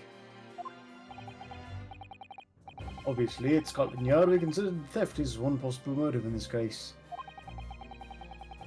Explore the possibility that something had been taken in addition to the victim's life. So you men have already compared these two prints thoroughly, Inspector. Yes. Not thoroughly enough. And there's no difference. Corporate would like you to identify the difference between these pictures. They're the same. Yes, sir.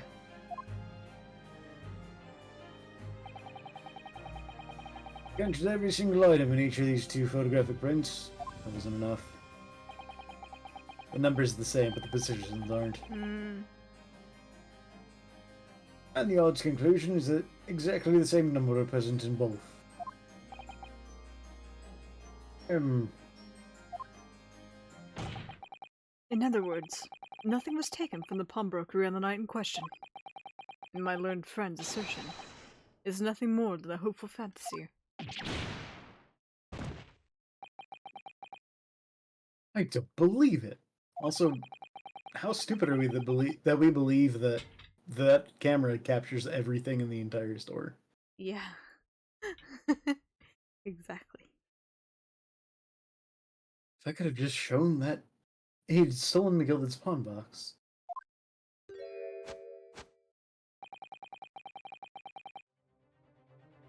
Yeah, that's weird. It is. I might have been able to break him down at last. You know what, Bruno? I've been thinking. I wonder if these two photographs are really exactly the same. What? So, Counsel, in light of the evidence put forward by the prosecution, what is your position? It seems that, in fact, on the night in question, nothing was stolen from the victim's establishment.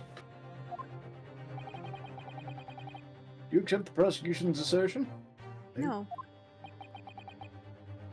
I don't know. Could there be some hidden discrepancy in these two photographic prints somewhere? There's no discrepancy. They're the same. Point of discrepancy. I'm pretty sure that's probably gonna be ours. I don't have any evidence to prove that the box moved. Right. I wasn't sure at first, but there's a clear discrepancy between these two prints. Clear. What? You must identify the location in question for the court, Counsel. ¿Dónde está? Discrepancy. Precise location of the discrepancy of which you speak. Sorry, my brain buffered and I lost the word I was looking for. Donde está? Do. Pretty much. ¿Dónde está? Brain. One has no clue. Indicate the precise location of the discrepancy in which you speak. Please. Please. There we go. No, sorry, you pointed the left picture. I fucking swear! I swear if it makes me do that. These two prints are almost identical. However, there is one minor discrepancy between them. What?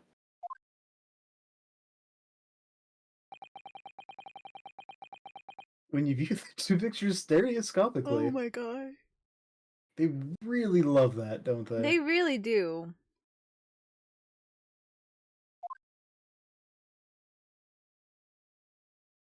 Books? The single area stands out as being different. The location of this small box.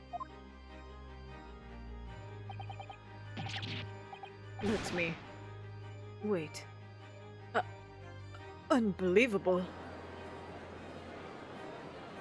Believe it. By Jove, you're right. How extraordinary. What this tells us is very simple. Mr. McGilden's small box was indeed not stolen from Mundabanks on the night in question. However, there can be no doubt that somebody picked up this particular box and then returned it to the place on the shelves. You're suggesting the small box originally deposited by Mr. McGilden is in fact... Yes. The very same small box I just identified in these photographic prints. Mindless guesswork. What if it was?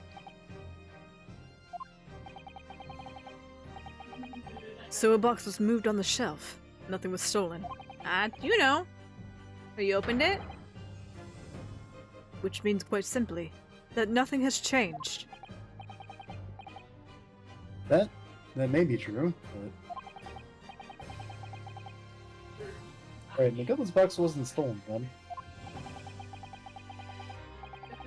Doesn't the fact that it was moved like that change things? It changes everything. Because we have to say it. Yep. I believe this changes everything about the case. How can that possibly be? Because I said so. The crucial point is the fact that what was moved was a small box.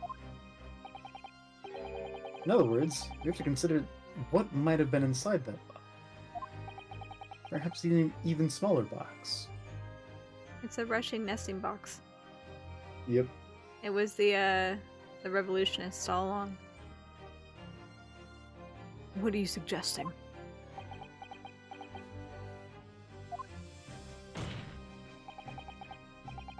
I'm suggesting that we need to examine that box as soon as possible.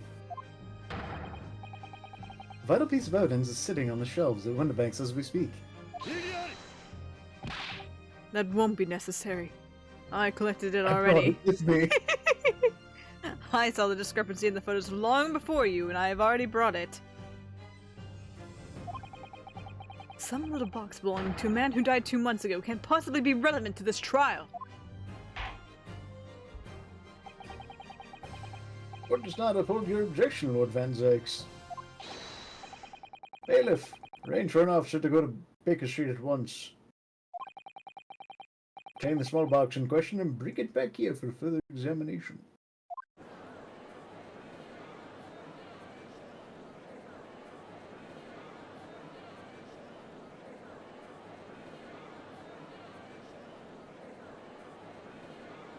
They just stare intently at each other for like half an hour. They're just silently staring at each other.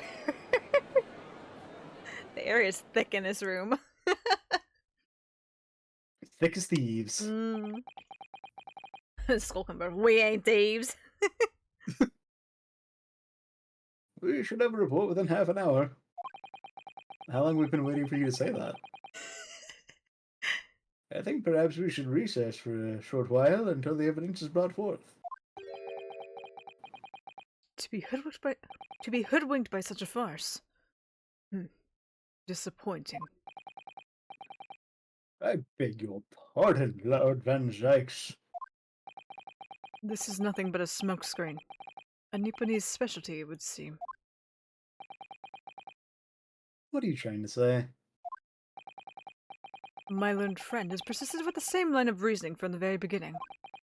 This witness's intent was to steal an article belonging to Mr. McGilded from the pawnbrokery.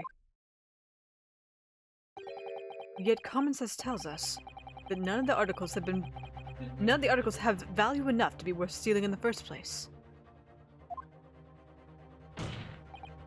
Exactly! It would be beyond absurd to break into a place with the purpose of stealing such commonplace property. Unless...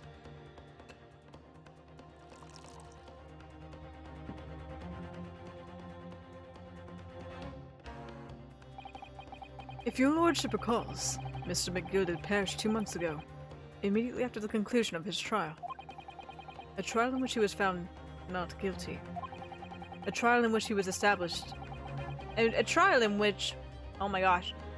In a trial in which it was established he was the upstanding member of society his reputation implied, in fact. So I propose a toast to my learned friend and his most insightful defense. The articles this upstanding member of society pawned were entirely ordinary. A black overcoat that just happened to have a music box disc in one of his pockets, in a small box.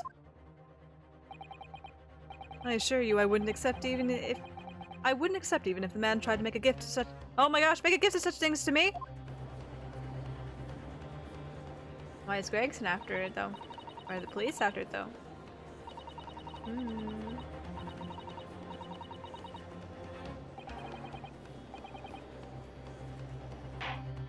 Smack! Prosecution's argument is undeniably compelling. Indeed it is. Though, before we continue further on, we are hitting the top of our stream hour here, so it's time for us to go ahead and take our hourly ad break to keep pre-roll ads off for you guys. So if you'll hang tight just a minute, we will be right back after these ads.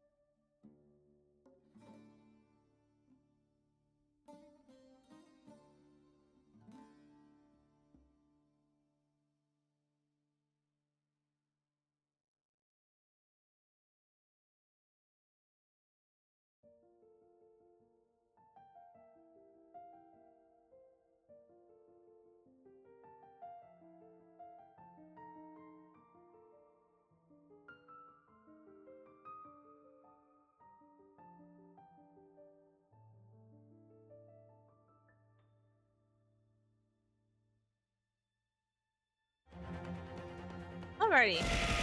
Thanks for the celebrate, Soph. Yeah. Let's see here. Why is the prosecution's argument compelling? Let's delve into it. It is incumbent on the defense now to bolster its argument. To explain what possible significance these commonplace articles penned by this fine citizen could have. Why don't you ask Gregson? Well, counsel, is the argument in fact demonstrable? Are you able to show proof that the disc or the box are in any tangible way related to this case? Thank you for the celebrate, Aswar. Well,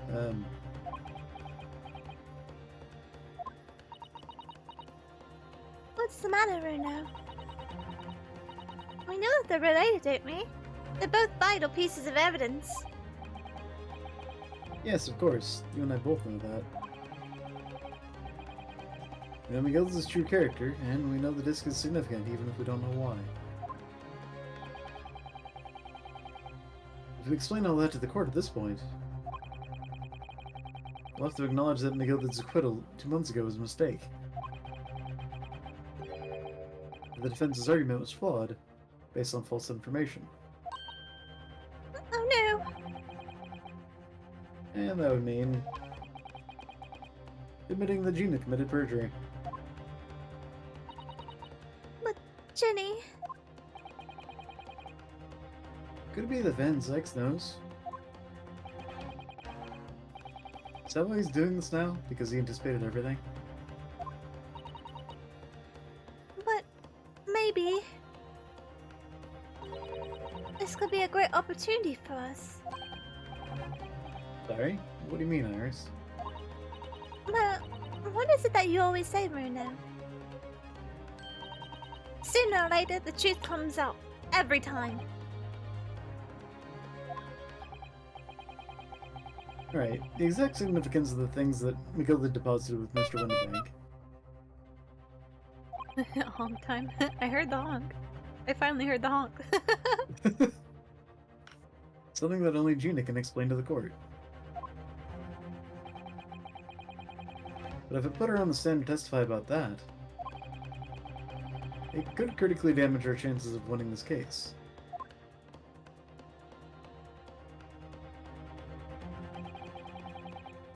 What's the right thing to do here? Konnichiwa. Konnichiwa. Hello, Ultimo. Enjoy your lurk. Thanks for stopping by. Oh man, what do we do? What's the right thing to do?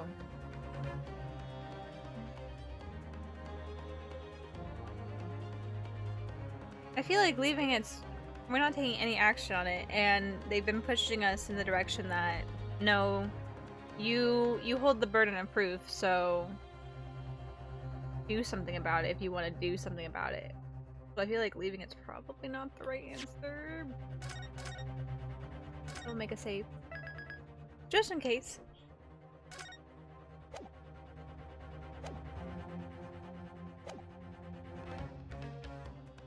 But I think we go with Gina.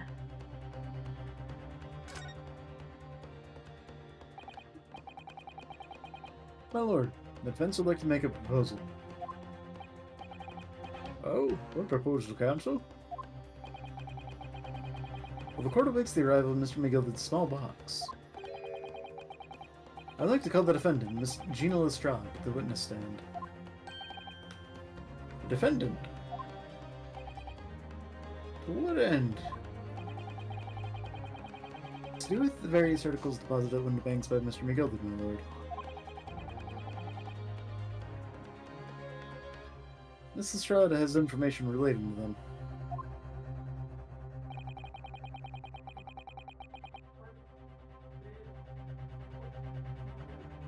I believe it would be beneficial for the court to hear what she has to say. It will prove the significance of the articles in question once and for all.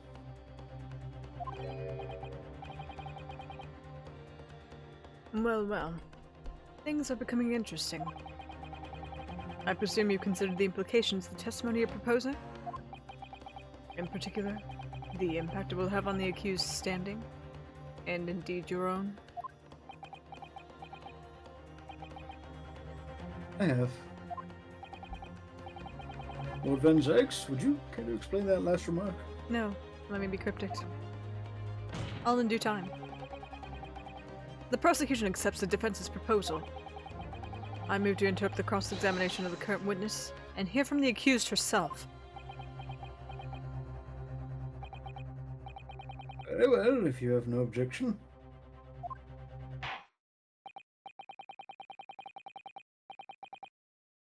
So, the court will now hear the testimony of the defendant, Mr. Gina Lestrade. You witnesses currently in the stand may step down until further notice.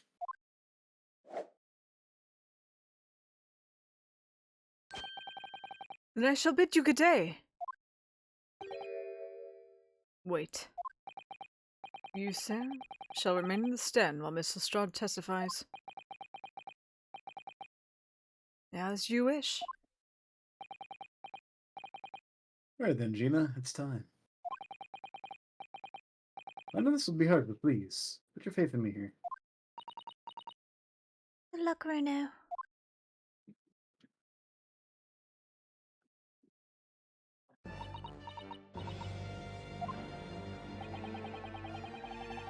The articles that Mr. McGilbert had deposited in the Winterbank's pawnbrokery are intimately related with the omnibus case, trial of which was heard in this courtroom 2 months ago. Yes, and I remember this young lady being brought before me in this trial as well.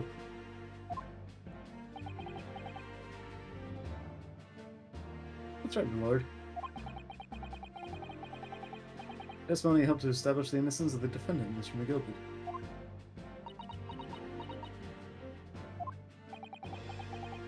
The omnibus case was intriguing, to say the least. And now, here we are again. The same players in that trial, facing each other once more. A twist of fate, perhaps? My anybody's friend.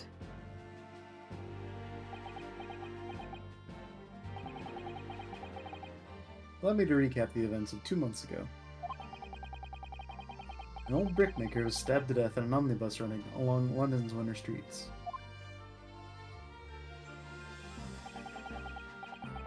Apart from the victim, there was only one other person in the carriage, Mr. McGilbert. Naturally, he was prime suspect for the murder. But as the trial progressed, another possibility emerged. The murder in fact took place above the defendant's head on the roof deck. The body then being dropped through the skylight into the carriage below.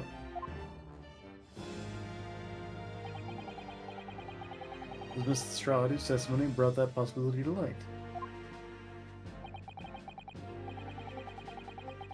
At the time of the incident, Mrs. Lestrade was concealed under a seat of the carriage, hoping to pick the pockets of unsuspecting passengers.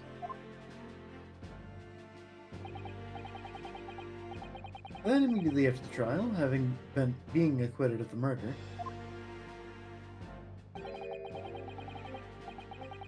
Mr. McGilbert died in this very courtroom in the most extraordinary of circumstances.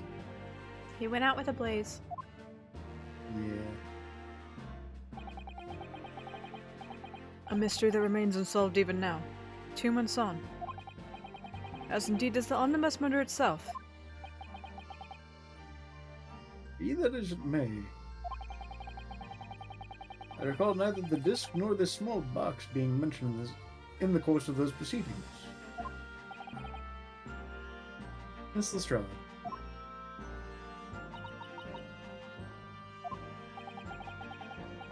Would you tell the court now, please? What really happened in the omnibus 2 months ago, I mean?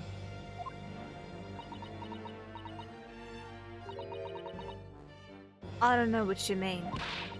I already said all I know. What about everything you told us yesterday from inside your prison cell? Please, Miss Lestrade. This is extremely important. But... Remember, little girl, if it transpires that you willfully withheld information in that trial 2 months ago, the Home Office will seek to prosecute you for perjury. And naturally, you will lose all credibility as a witness. Although, let's face facts. You have little credibility to lose. Jenny, don't listen to him. You have to trust Runo now. Iris. We're on your side.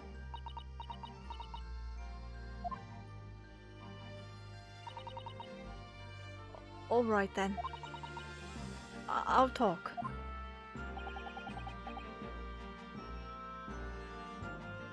It's the right choice, Gina.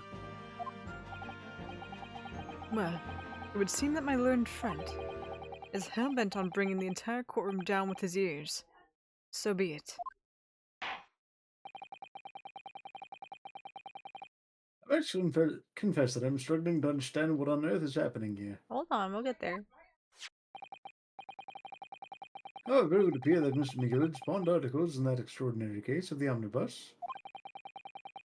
Our secrets of which we have been hitherto unaware.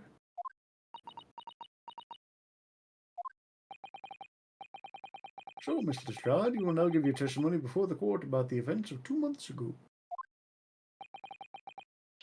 You reveal the truth. Commodity sorely lacking in your original statements.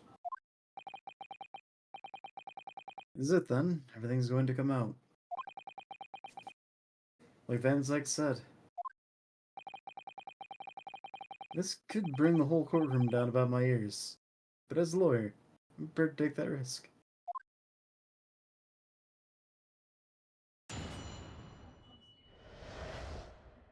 The real truth of the omnibus case. The truth is, that brickmaker cove was in the cabin of the omnibus the whole time. But when the Irishman dragged me out from under the seat, I saw that disc on the floor. All of a sudden I heard a scream from over me head, and that pair on the roof deck went off to call the slops. That's when McGill set the driver some tin to do a run to the pawn shop roundabout. He threatened me not to snitch, not to say nothing to no one about what I'd seen or heard.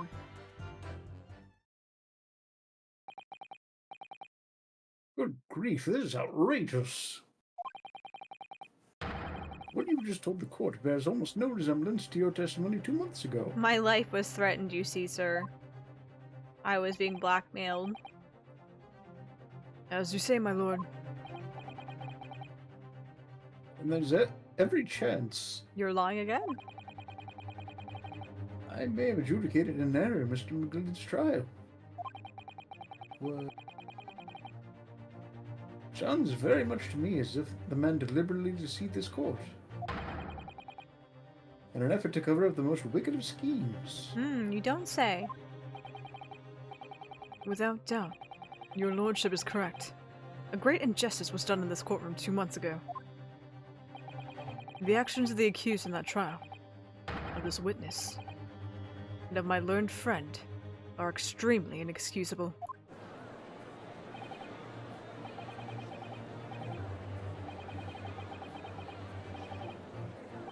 Peanut gallery. You're wrong, lawyer. Mr. Naro, the lawyer there, he didn't know nothing about it. Humbug. I don't think so. Are we really expected to believe that? He at least stitched everyone up, didn't he? What an operation to get the man off scot-free. And then light him on fire. Unforgivable! Stop. The lies have to stop. Stop. Do we actually know for sure that McGill died in that fire, though? I don't think they ever said they found, like, his remains. Did they? I think they did because we didn't know who was in that carriage till afterwards. I'm trying to remember. I'm not sure how they identified the body, though. So I'm not certain. That was so long ago too. But for whatever reason, I have an inkling that they at least came to a formal conclusion it was McGilded. It was more than just speculation. Yeah. I don't know. It just always seemed off to me. Mm. Everything about this game, there's something that seems off about every chapter.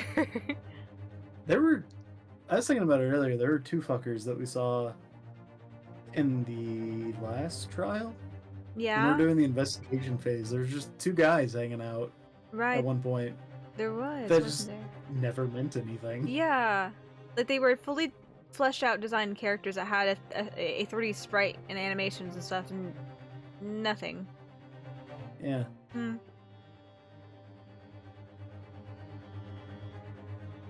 Yes, the defense made a terrible error of judgment.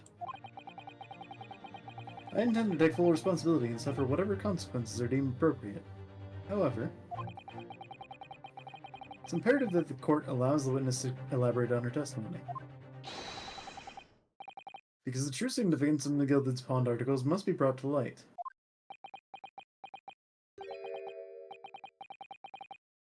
Very well, my learned student friend. Given the depths of calamity you've just plunged yourself into, this may well be worth hearing. Words fail me. This situation is utterly deplorable. Mr. Naruhodo. Yes, my lord. I will decide upon your fate following the conclusion of this trial. Of course, my lord. Blimey. Mr. Naruhodo.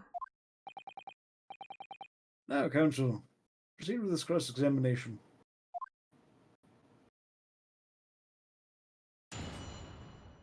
Alright, Gina.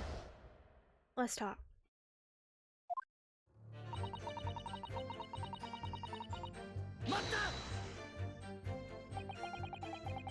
You were hiding in the cabin at the time as well, weren't you, Miss Lestrade? If I remember rightly, in the storage compartment underneath one of the seats. Yeah, that's right. It's pitch black under there, so you can't see nothing at all. Now, in your testimony 2 months ago, I feel certain that you claimed Mr. McGilded was the sole passenger, did you not? False testimony, my lord. That's what he told me I had to say. But it's important that you tell us the truth now. For McGilded and the victim acquaintances. I don't know. But I heard him talking a lot. What were they talking about? Well, I couldn't hear too well. But if I had to say, I think it was about money or something. They kept talking about buying and not buying. Perhaps business dealings of some kind? Well, anyway, they got louder and louder. It started to sound like a proper fight. I was pretty scared by then. I hardly dared to breathe. And then all of a sudden, I heard a noise like someone keeling over on the floor. It was blooming loud and all. And I believe you let out an involuntary scream? Yeah. That's what gave me away.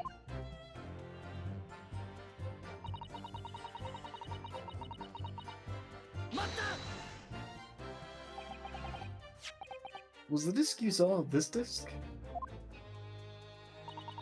Yeah. I reckon it probably was.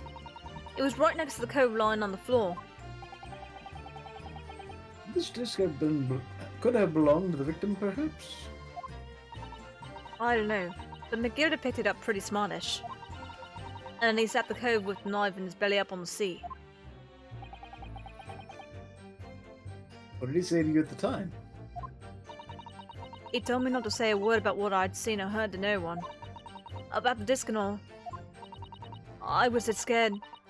The way he was looking at me, I thought, if I don't go along with it, I'd get stuck with that knife too.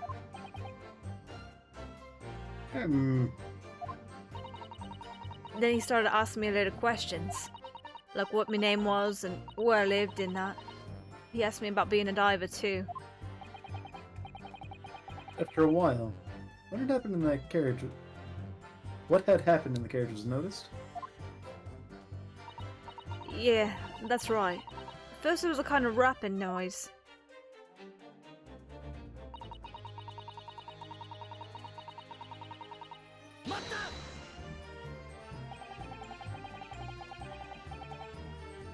There were two gentlemen occupying the seats on the roof deck, I believe.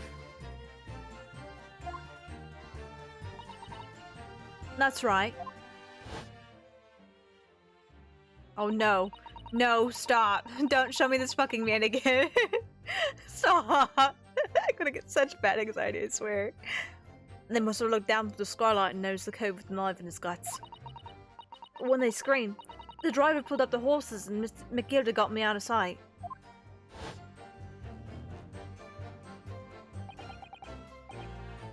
Out of sight? Where? Back under the seat where I started. Once the carriage came to a halt, the two cows from the roof ran out to fetch the slops.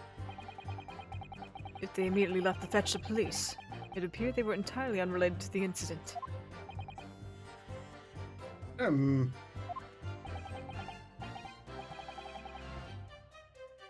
So left McGilda, the driver, and you still at the scene.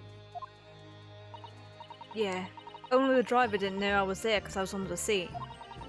I heard the cabin door open and a voice from outside. Driver, yes. He also testified in the trial, I believe.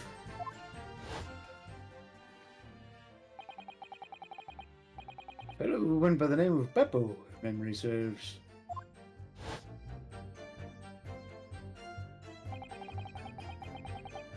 His nose always reminded me of a lightly grilled sausage. What did McGilda and the driver... Nope. What did McGilda and the driver say to each other? Is it set up for a joke? I don't know. I don't know what happened to stuff like that mainly.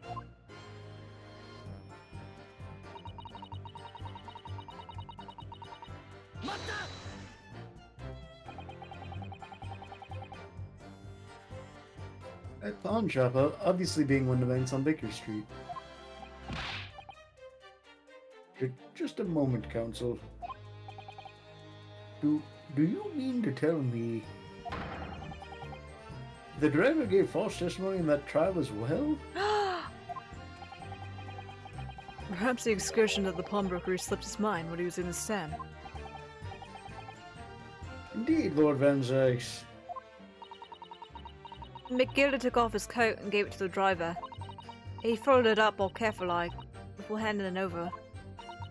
When I saw him do that, I remember thinking, that coat and what's in it's gotta be worth a few bob. Yes, Gina was sure the disc must be worth more than Mr. Rundabank suggested, wasn't she? I remember her quibbling with him over the price that afternoon at the pawnbrokery. The driver looked pretty happy when McGilda had flashed some brass in his face. He went running off in a lick. Then the bog trotter called to me and told me to come out from the drag's cabin.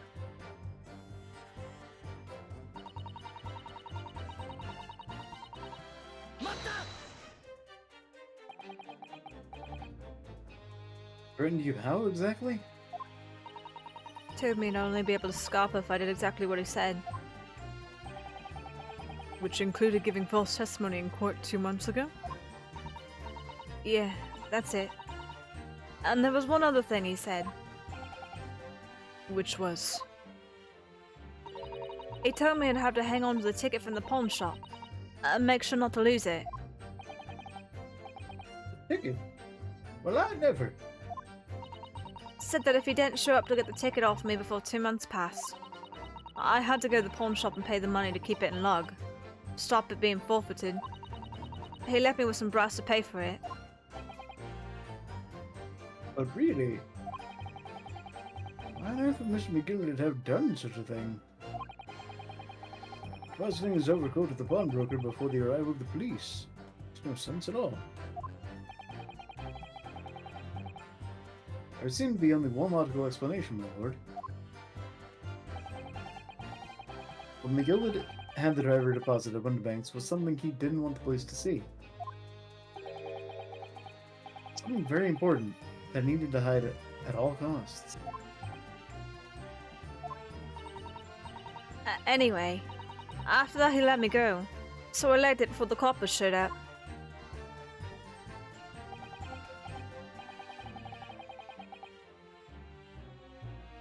Well done, Gina.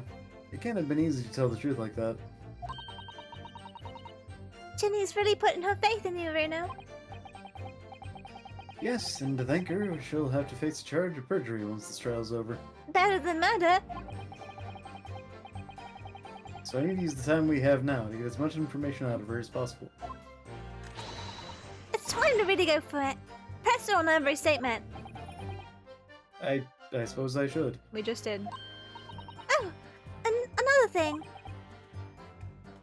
What was that? Take a look at those two. Isn't it strange that they've been whispering to each other the entire time? Yes, that is strange. Looks like they're having a secret discussion about something. I'm not sure I'm completely comfortable with that. I think there's anything I can do about it.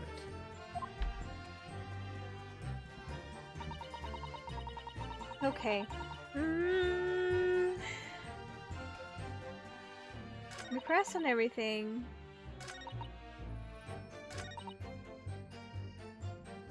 The last one. Last one. Say nothing to no one about what I've seen or heard. What do we have? And the only thing related to that is we have the case notes.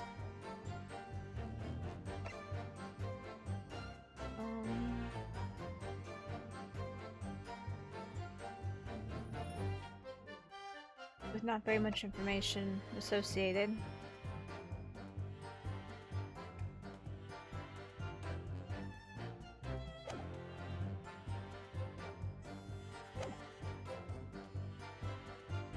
Oops, shit, I pressed it again.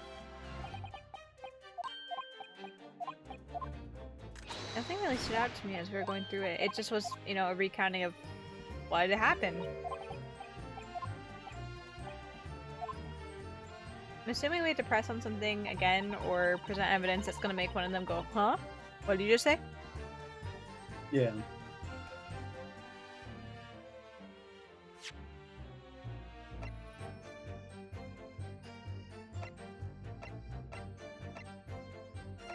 Blood samples. Mr. Mason's.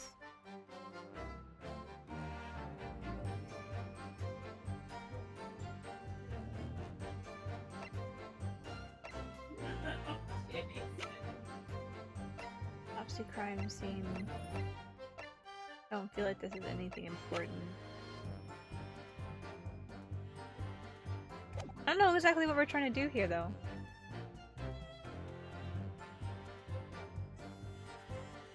It's not like she's withholding information from us. She's been very upfront. She's trusting us. Yeah.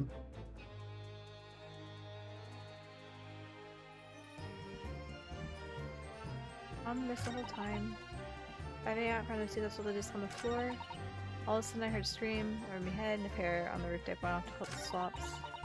That's what McGill just slipped the driver something to do. I intend to do a run to the pawn shop around about. Got me not to snitch. He said nothing to no one about what I'd heard.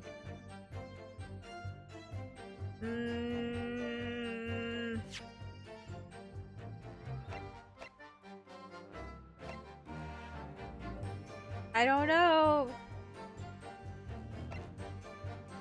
What can we say? What can we say that you two stop whispering to each other over there? Whispering sweet nothings. I know, you need to stop it. We're in a courtroom and you're on the stand right now. You're only allowed to stare at each other from across the room when there's a recess. Or about to be recess.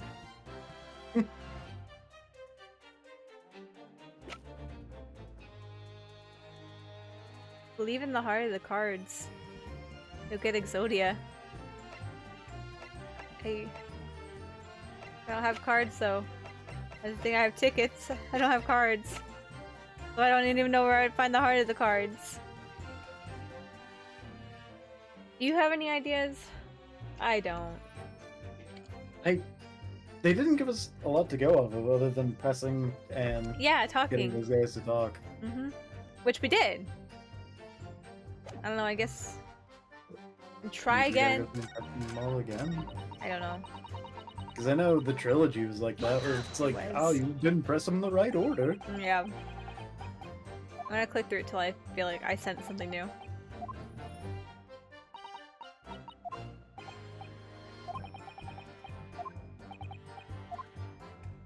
Testimony. I don't know. I wonder if you can just like slide over and yell at them. I can't. Oh. No. I can.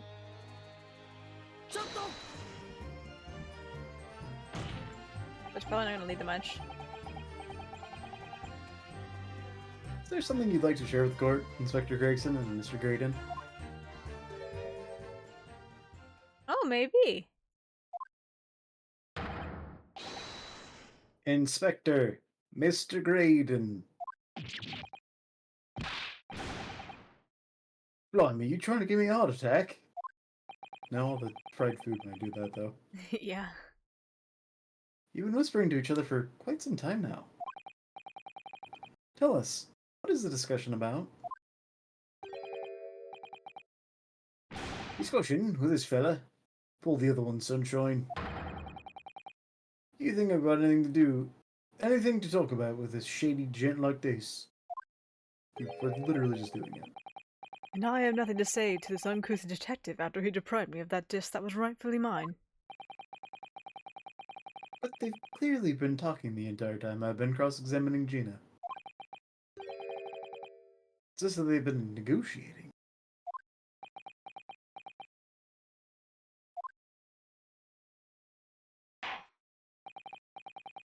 Thank you, Mr. Lestrade. Thank you, Counsel. I've heard enough. I believe we now have a reasonable understanding of what actually transpired on the omnibus. Not that that's helped you at all. It would appear on that night 2 months ago, a negotiation was taking place on the omnibus. A negotiation concerning this disc. However, matters did not run smoothly. When the parties involved began to quarrel over price, McGilda took what he wanted by force, at the expense of the other man's life. Which proves my point. The disc is clearly extremely valuable in some way. Although I don't understand why as yet. And 2 days ago, precisely 2 months after the omnibus incident, McGilda's coat and its contents were due to be forfeited. I didn't know what I should do with the ticket. I mean, the coat died right after his trial. I knew that. So you decided you would try to reclaim the articles as your own?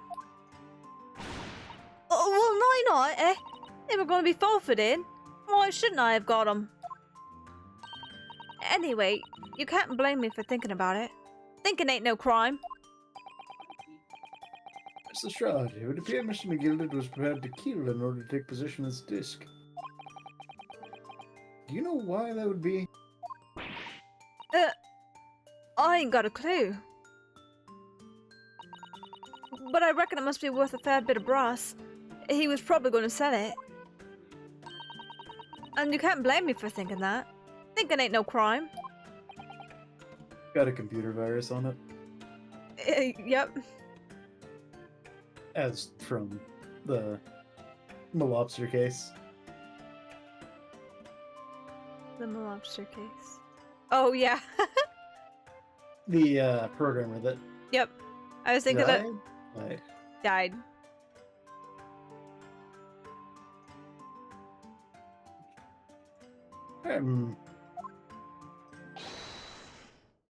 My lord.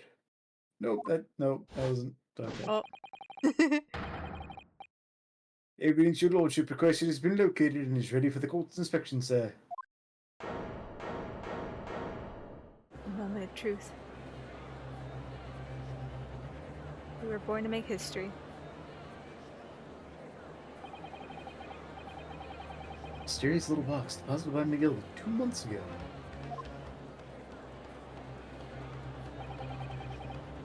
There's no doubt in my mind that it's a key piece in this far-reaching puzzle. Imagine if it isn't, though.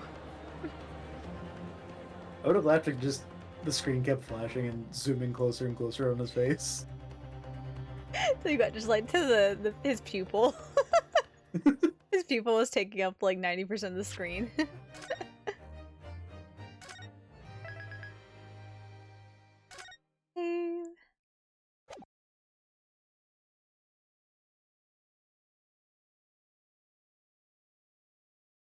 Box.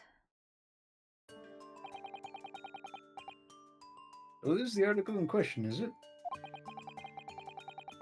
A small box deposited with the pawnbroker by Mr. McGill 2 months ago.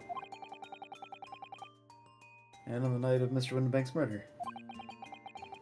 The only item on the shelves that was touched by whoever broke into the shop. Quick, quick! Let's open it and see what's inside. What? Ah.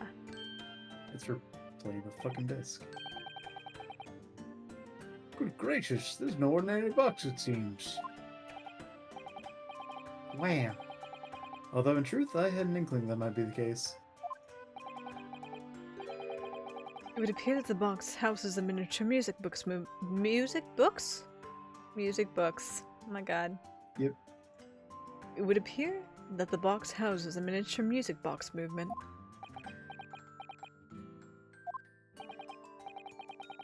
Then, is it too much to expect?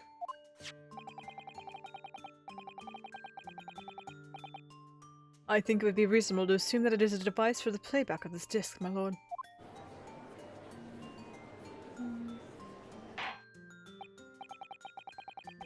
So, here we have the means to play back Mr. McGillicud's disc, deposited at Winterbank's at much the same time. Not strictly correct, my lord.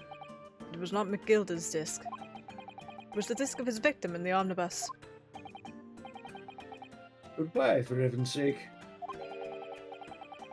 We're to understand that the brickmaker was trying to sell this music box disc to Mr. McGillicud?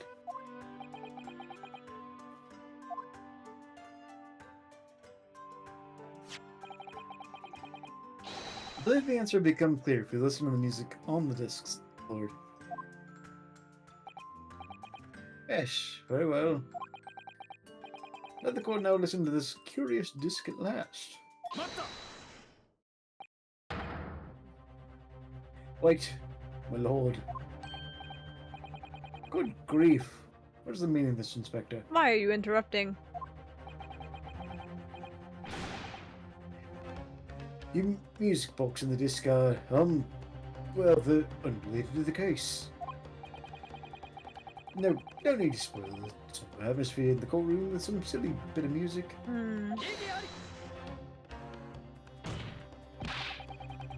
This disc may very well have motivated the culprit in this case to commit murder. I believe there's every chance that it's fundamentally important to understanding what happened. The prosecution has no objection.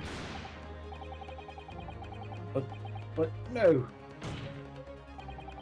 Clearly Scotland Yard has some vested interest here. But it is policy of the prosecutor to leave no evidence unexplored. And you, Inspector, have no jurisdiction here to prevent that from happening. Darg. Go for the delays, please. Play the disc. What would be on Drives it? everyone insane. Right. Take the paper off. Hey. Hey.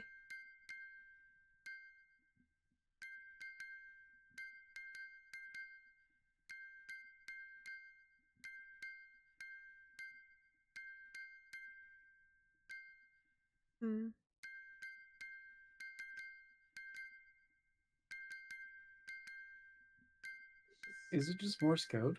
I know, I was thinking, is it Morse code? Oh, especially since it was saying that, like, secrets were leaked or something? This would be a pretty interesting way to like, tell somebody something?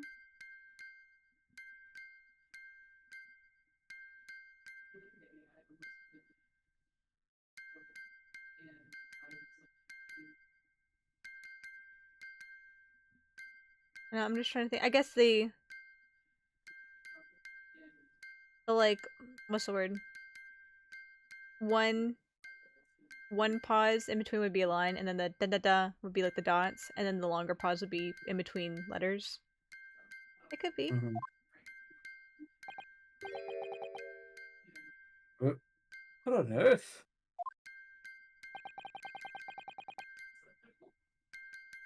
That's certainly not what I would call music. Sick beef for Michi's rap review, because I definitely would be rapping. No. It's just the same note playing over and over again in a regular sequence.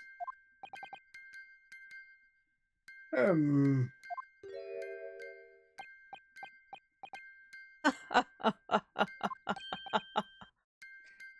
Graydon? This really is priceless. After all that, the music box is broken. Broken? It can't be, can it? Nope, it's not. Juror number 5, help us out here. Well, obviously. In fact, I wouldn't be surprised if the officer sent to fetch it didn't drop it on the way back to the courtroom. Well, with much regret. I feel the court must accept that this music box offers little in the way of clues. No, wait. Gonzags, please. Ready to move on, counsel? Come on. Yes, alright. It does sound as though it's completely broken, but is it? Could this music emanating from the music box possibly be a new clue? It could. No way, bruh. No, it's broken. I believe that it could be relevant, my lord. Good lord. But how can it be? It's an abomination, counsel. Mere noise. I fail to see how it can have any meaning whatsoever. If you change it from going ping, bling, ding, bling, bling to beep, beep, beep, beep, beep, beep, beep, beep, beep, maybe you'll think differently. It would not mean anything to anyone but like 2 people in this room. Right? Maybe someone will open their fucking mouth and reveal it because we know someone's not gonna do. Yeah. It does sound strange, I agree, but there's one thing bothering me. While Graydon stands there chortling victoriously, the inspector beside him has a rather telling expression on his face. It's as if Gregson recognizes the sound, as if he's familiar with it somehow. And that's making him appear extremely on edge. If that's the stance of the defense, my Nipponi's friend, answer me this. Oh?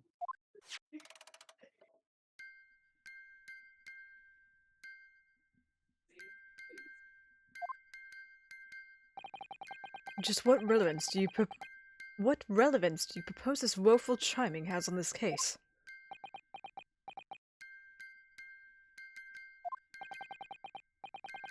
The defense's belief that the sound emanating from this music box is Not supposed to be music. an unusual genre. It's new age music. Just because this is a music box, it doesn't necessarily mean the sounds we are hearing are music.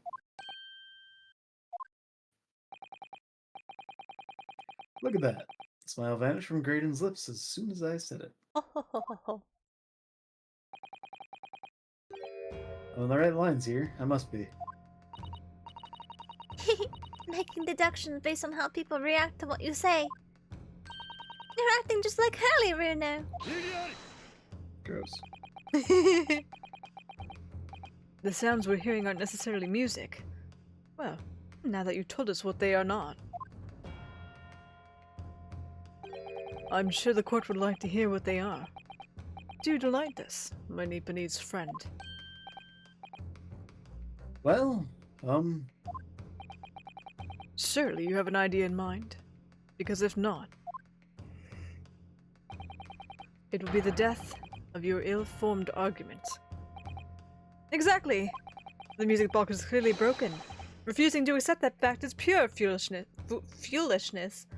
The foolishness of fuel. Foolishness. Fuel. They've got me. I don't know what the answer is. Yet. Somebody, you know. Bruno! Fucking face. What? Oh. I've just examined the music box very thoroughly. And I'm fairly certain that it's not broken at all. Really? Really? The way it's been made, it can only produce a single note anyway. Thank you, Eris.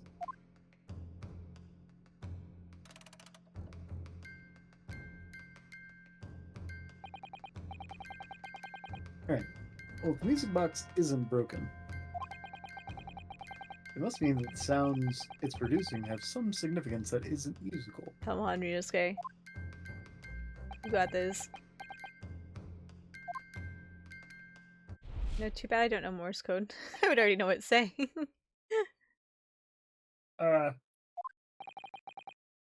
Could it be? Is that what these sounds are? Something's just struck me, Bruno. I feel like recently, in the past few hours even, I had another sound very much like the one this music box makes. Yes, it's a familiar sound. Actually, Eris,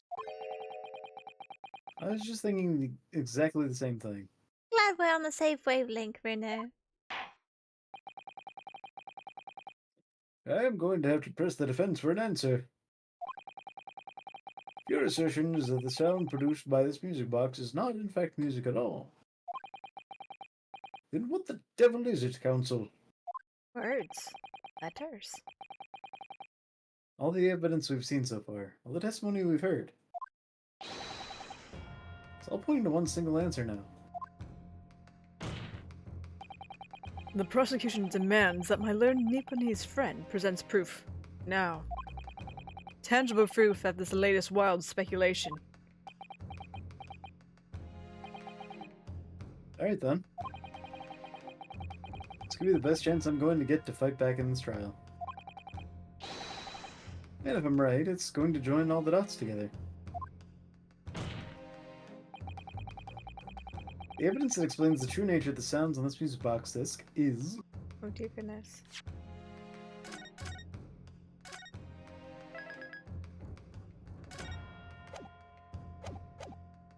Okay. Samples, anything that has to do with Morse code. Did it say anything about Morse code? No.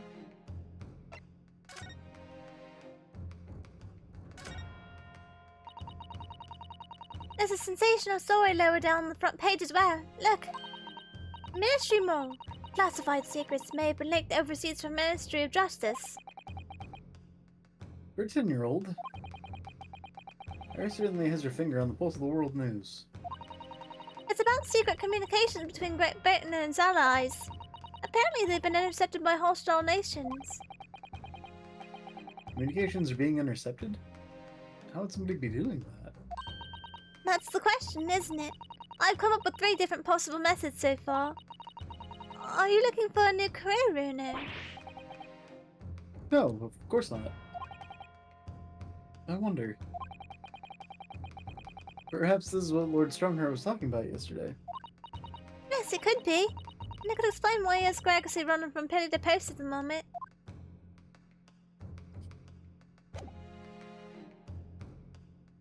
What does that have to do with Ryunosuke finding a new job?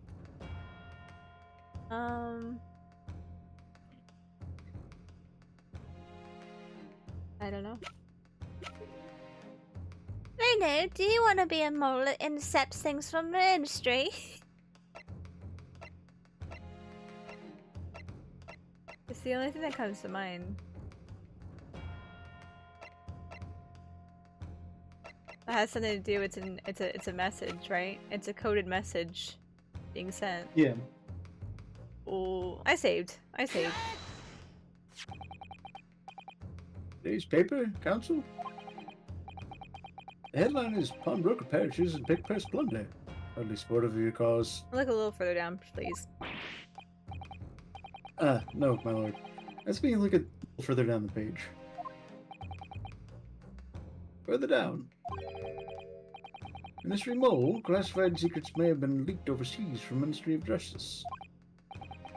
Yes, this is a very serious matter being investigated at the highest level, I understand. I've heard that international transmissions along supposedly secure lines are somehow being intercepted. And are leaked to various other countries. And presumably those transmissions are in the form of wired telegrams? Of course. Juror number 5, your input please. Stop. Oh! Me, sir? Whatever's the matter. You told the court before that you worked at the same communication station as Mr. Graydon, did you not? Yes, that's correct. The particular station where you work deals with government communications and newspaper reports. Oh, yes. We're not your run-of-the-mill communication station at all. Our work is extremely important. Then tell me, is this not a very familiar sound?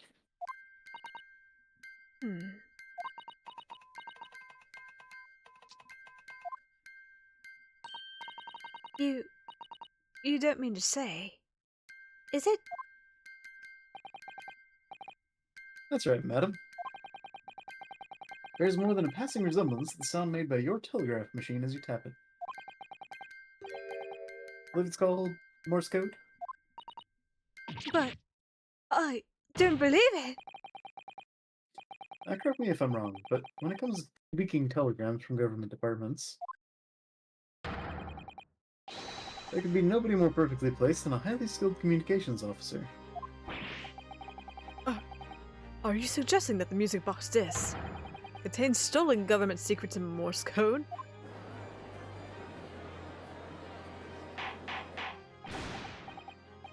Order, order! Please, everyone, order! For this is high treason, Council, deserving of capital punishment. Almost new vocabulary. What is this treason? What is capital punishment? Sorts of words that half expect you to know. Our sovereign government's confidential information, hostile nations would surely pay almost any price. Yes, and on that night 2 months ago, that was the very negotiation that was taking place inside the omnibus. But in the end, McGill had perished, and all the important disc lay unclaimed in the pawnbrokery. My word! In which case, whoever stole that information in the first place must surely have been beside himself with worry. Because if the disc were to be discovered before it found its way out of the country, it Would reveal an act of high treason punishable by death. So the culprit had no choice but to retrieve it. And in order to do that, he would have to gain entry to the pawnbrokery illegally in the middle of the night. Because the article left behind by Mr. McGilded would incriminate him too much if it got into the wrong hands. Isn't that right, Mr. Graydon?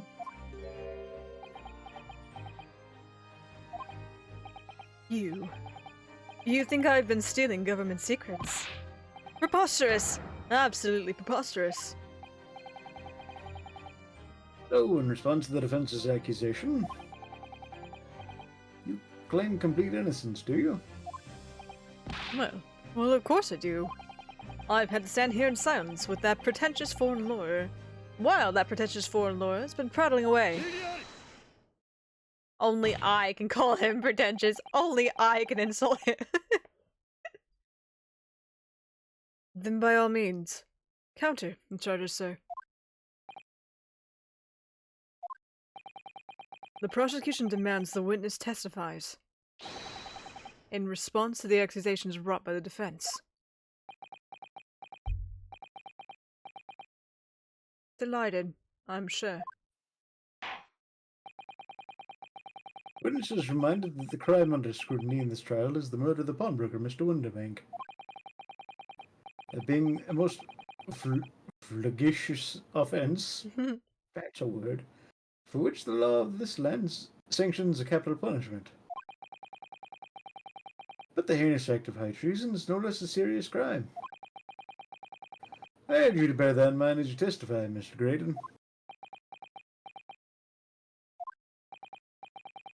So then, let us proceed. You may...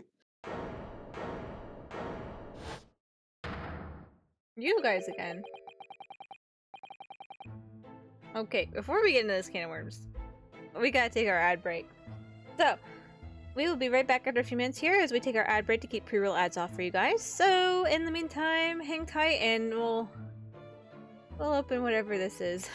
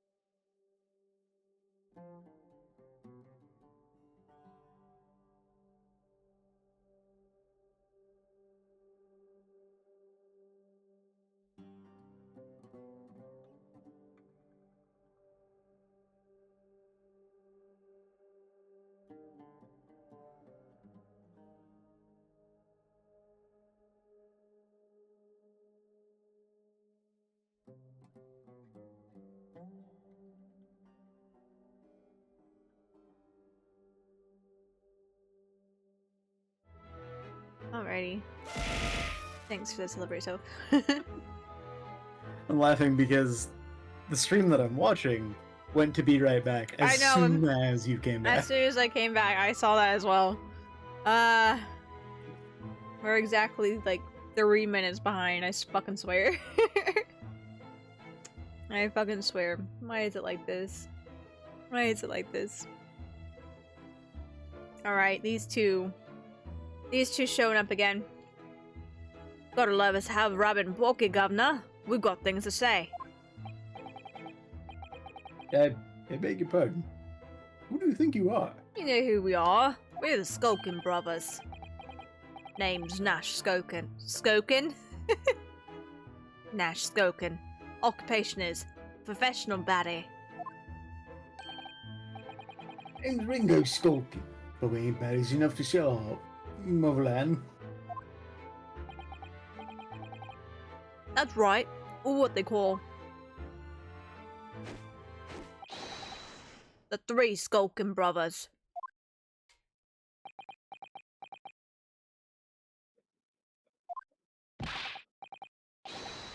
Bad timing, fellas. Very bad timing.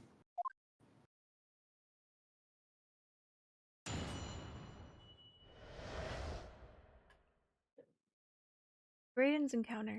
Or, encounter? Raiden's counter, I mean. Thanks for the celebrate as well as far. I'm sorry the delay is so bad.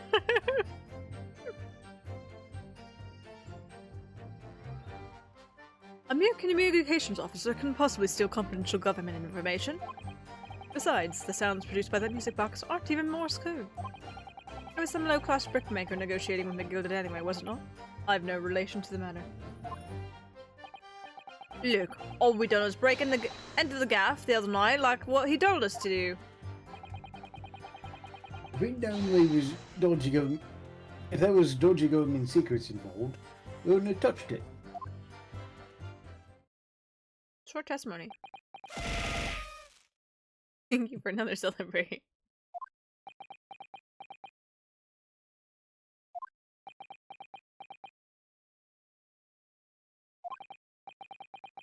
Mr. and Mr. Skulkin. One Mr. Do Governor. What's up? Now they tell us.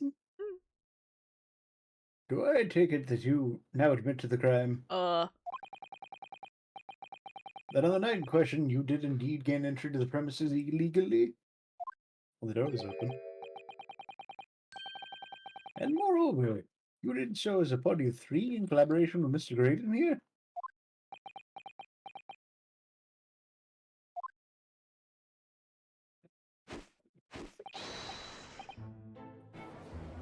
That man's foot is barely on the edge of that box! Quiet down, please. What say to that, Mr. Graydon? I have no idea what these two ruffians are referring to. You little rotter, getting us mixed up with all this monkey business. You never said nothing about no government secrets. It was supposed to be a straight-up job. Well, the geezer whose shop it was, eh? The bloke didn't have to die, did he?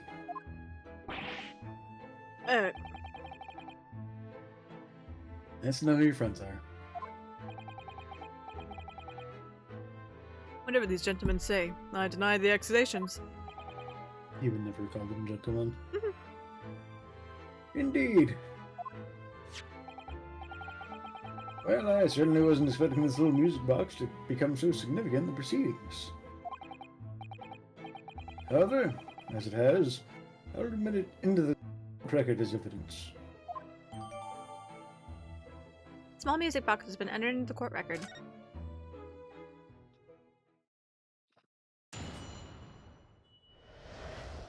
The world's shortest testimony. Oh, I guess it is 5. It seemed just really short. Yeah, because he did 3 and then I did 1 each. True.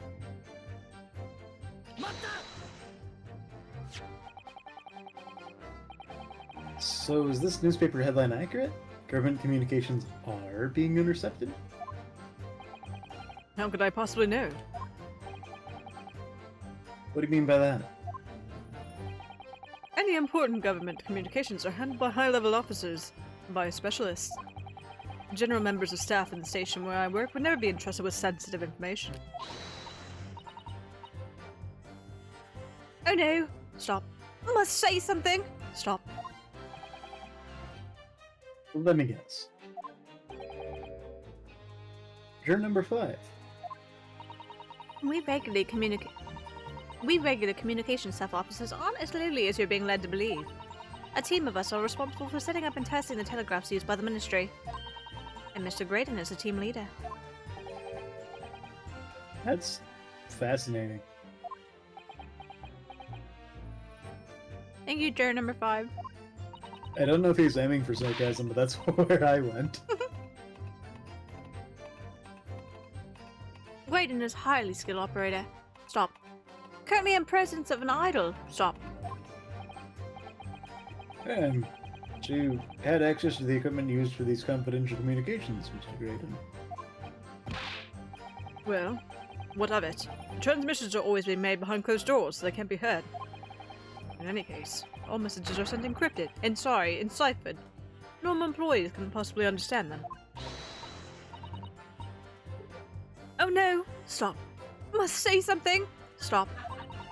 Mr. Graydon regularly attends meetings with the Ministry technicians and the Ministry communications team. He assists them in ensuring that there are no errors in important international communications. And he's received the top prize of the Cipher Cracking Convention 5 years in a row now. That's fascinating.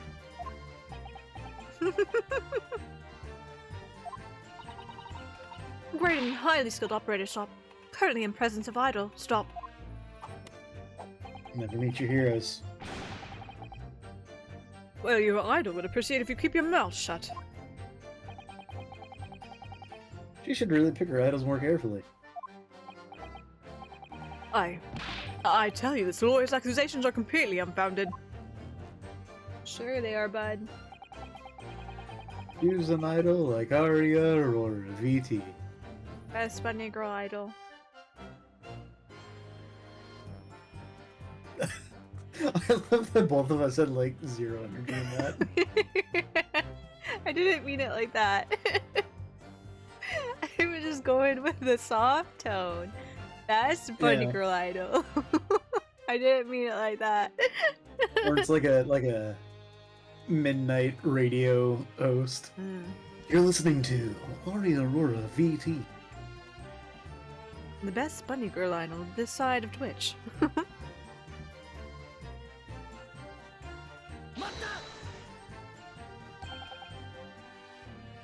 They're not? To anyone with the brain, that would be blatantly apparent on listening to that music box for even a few seconds. Blatantly. Blatantly. Of course, of course. Juror number 5, could you try translating that for us? Given that she recognized it. Surely it can't be that my learned friend is unfamiliar with Morse code. Ouch, he looks genuinely shocked at my ignorance. The bar was low for him, but you still exceeded that for him. My expectations were low, but damn. But damn, you still subverted them. I don't know who's laughing. Ah. I would be more than happy to demonstrate the basics for you, sir. A lesson? Here in court? Exactly, we learned about stereoscopes, now it's time to learn about Morse code and telegraphs. Morse code is a continuous series of 2 distinct tones. Tones, you say? Yes. A short dot and a long dash. By combining those in different ways, you construct letters. I see. For example, this is A. And this is B. When you listen to the sound produced by this music box, you only hear one tone, don't you? But it sounds so similar. The rhythm of it is the same in everything. But there's no discernible meaning to this apparently random sequence of sounds. So your assertion is fundamentally flawed. This is not Morse code. No. But if there's a second disc somewhere. Well, it says that this music box can only play one tone, though. One note. That's what Iris said, at least. Yeah, but like I wonder if there might be a disc that has the dashes. Maybe. Really, you shouldn't be so surprised. What did I tell you? That music box is nothing but a worthless piece of scrap. Perhaps you might consider studying your subject matter before casting aspersions in the future. Stop. Nothing to say but stop. Oh, it's so frustrating, isn't it? Iris? I mean, if the government secrets were somehow being leaked using the music box, so many other things would slot into place so nicely. There'd still be something I haven't considered. Would it really be impossible to use this music box to somehow play back Morse code? Give it a try.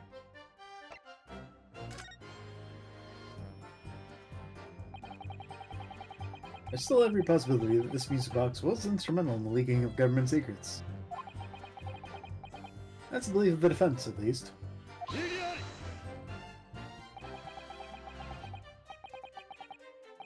Does it please you in some way, my Nipponese friend? To repeat the same line of argument ad infinitum. I can read and speak. It's already been established that to be Morse code, 2 tones are required. Dots and dashes.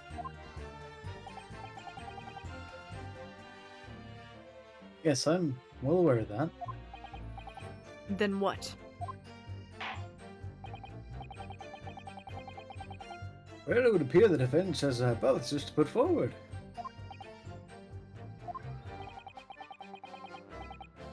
You'd better present your idea at once, Counsel.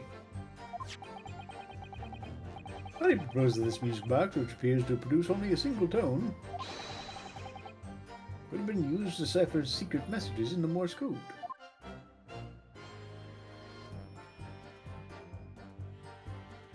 Oh dear. Oh, there's a lever there. There's a button down here.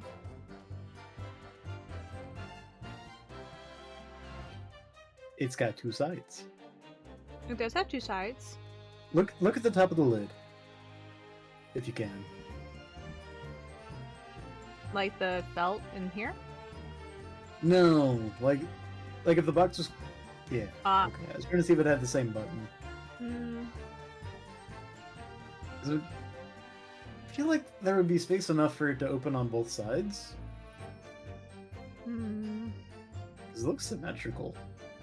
Yeah.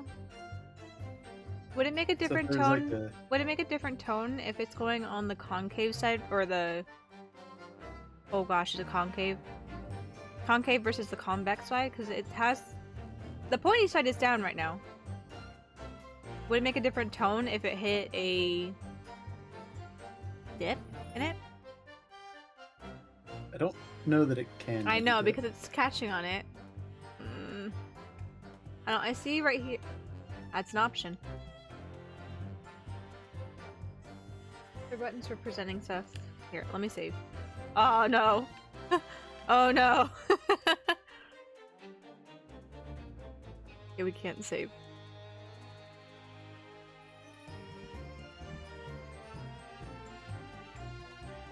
Oh no, it's an option too.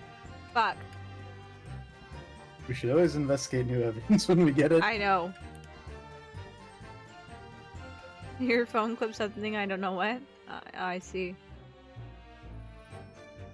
Random clip. Shit.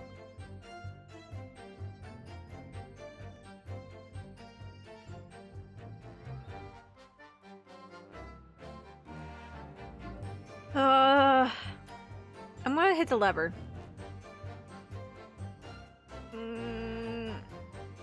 Yeah, I'm gonna go with the lever.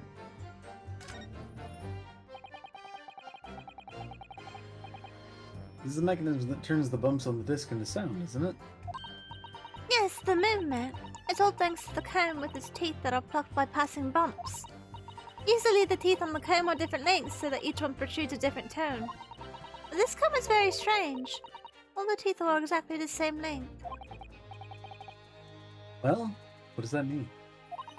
It means that no matter which tooth is plucked by the passing bumps, the music box will make the same sound. I've never seen a music box like it before. Yes, it is strange. A music box that can only play a single note. There has to be some significance to that, surely. Okay, oh, we're just investigating. Oh. It makes me feel a bit better. But oh, What is it, Bruno? I've just noticed something about this music box. Looks like the bottom of it opens up as well. Do tell. You're right. Well, come on then. What are you waiting for? Let's open it. All right then, here goes. Look at that. There's another movement on the underside. So does that mean you can set another disc to play back on this side? Yes, I think so. It looks like the two movements are linked together. They're linked? So if you had two discs, they would both play back at the same time. You'd have to make sure that they lined up in exactly the right way. Yeah.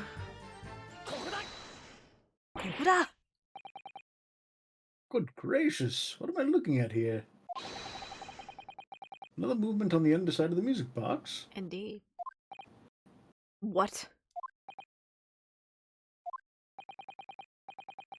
It appears, my lord, that the two movements are linked together.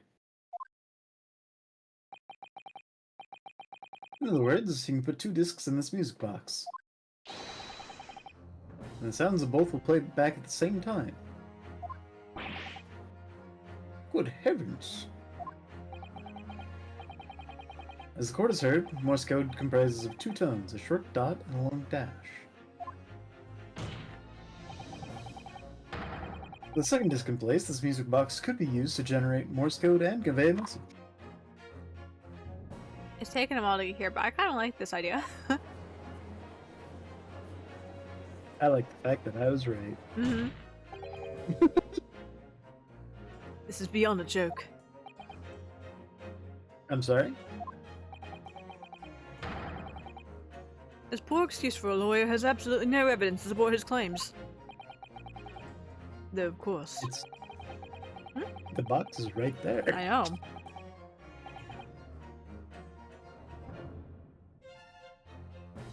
If my learned friend were able to present the court with the second disc, that would be another matter.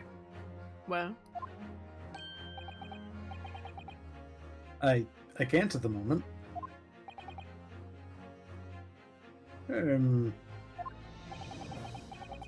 may I remind the court that the witness has pointed out he was not the one in the omnibus with McGilded 2 months ago, striking a deal over the disc or discs. Indeed, that was Mr. Mason, the brickmaker. Exactly. I had nothing whatsoever to do with it.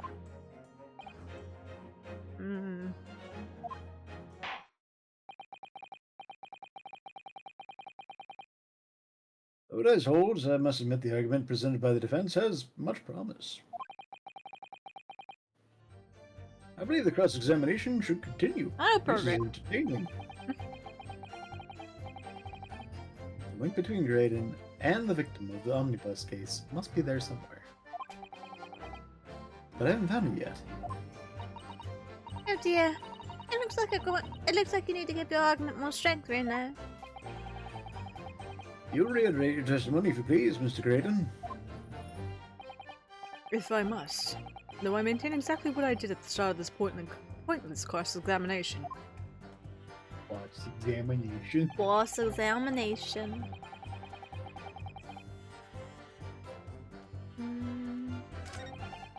want to look at the brickmaker's full name again. Yeah. It was Mason... I can't remember. Milverton. Milton. Okay. I was gonna say it was great and I was gonna lose my mind. Right? You're like, oh!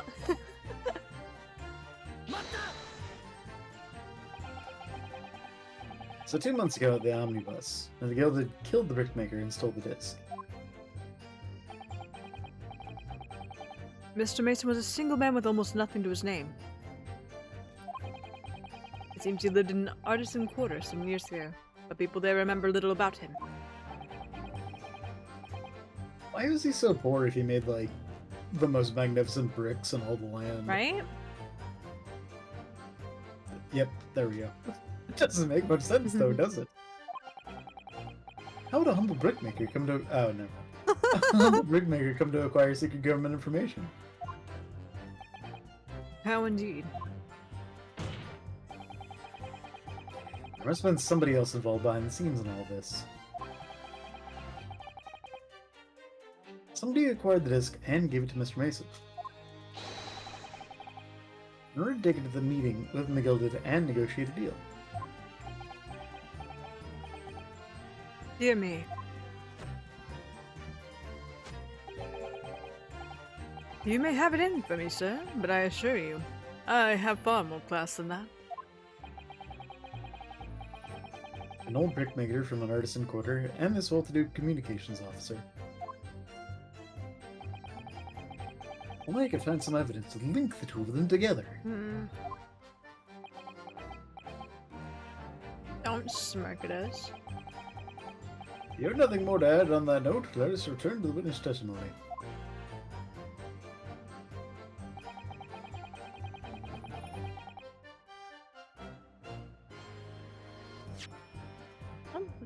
Wrong button. Nope. Wrong button. Sorry, Cosmo. Goodbye.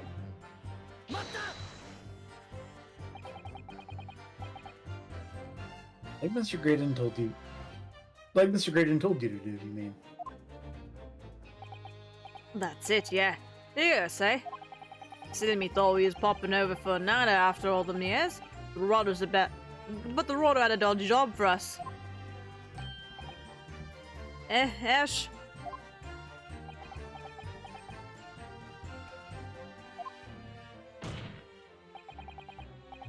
Let me stop you there, Mr. Skulkin. After all them years, you say? Do you mean to tell me that Mr. Graydon is an acquaintance of yours? We're the sociable kind of baddies, you know? Sure, let's say Graydon's an old China. You had to say. Freaky cheeks. Something wrong, Mr. Skulkin? Eh? No, not you. No, the other Mr. Skulkin. Did I just use Ringo and Nash? Yeah. What? Who, me? When your brother was testifying just now, he said something that seemed to cause you to react.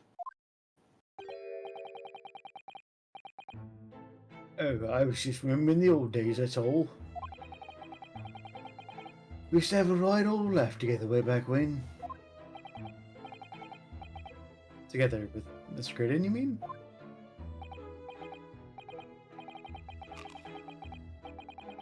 Yeah, with Ash.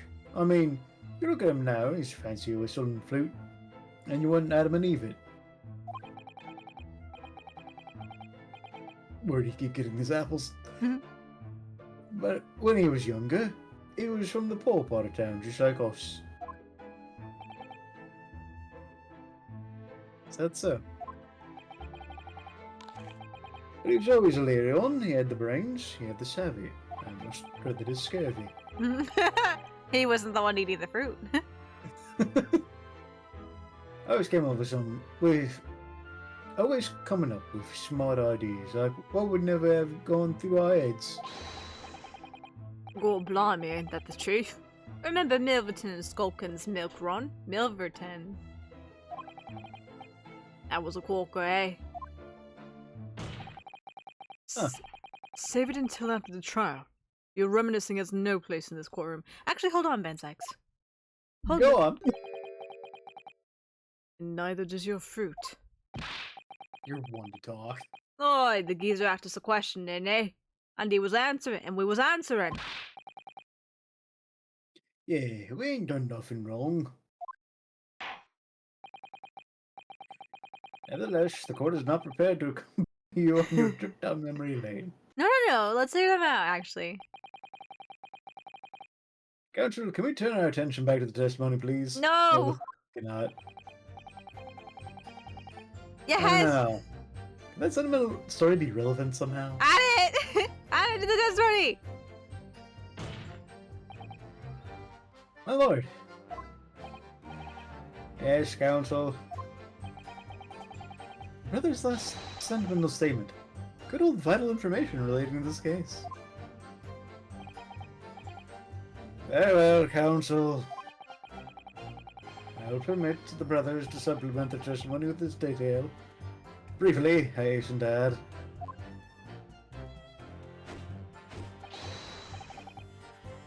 Say no more. A skulkin's never skulking. What? Yep.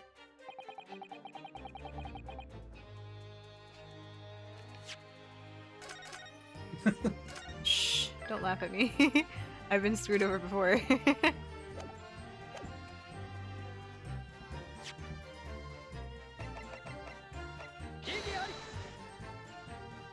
Oh no.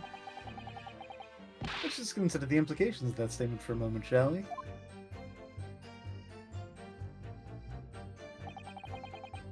How about we consider you shutting the fuck up? What implications, Council? Nothing strikes me about it. Please. Exactly. Nothing striking about it. Are you kidding me? What does strike me is your propensity for inane, however. Bitch.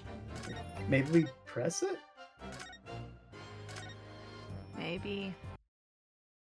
Step 8 or point A to point C situationing it, I guess. I guess. I'm sure I'm going to regret asking, but what exactly was that? Some kind of business? Just a little scheme we had going back when we was youngsters. A bit of fun, really. Delivering fresh milk to the locals, that's what it was all about. It sounds alarmingly legitimate. There must be a catch.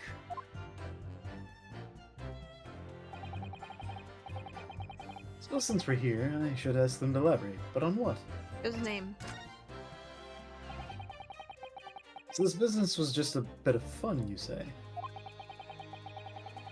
And it was just yourselves and Mr. Graydon involved? Yeah, that's it. Overton and Skulkin's milk run, was it? Hey, I see. And where did the Milverton part come from? Oh, right. I thought a clever cock like you'd have worked that one out. That's his... Enough of this. How much longer are we expected to listen to this drivel?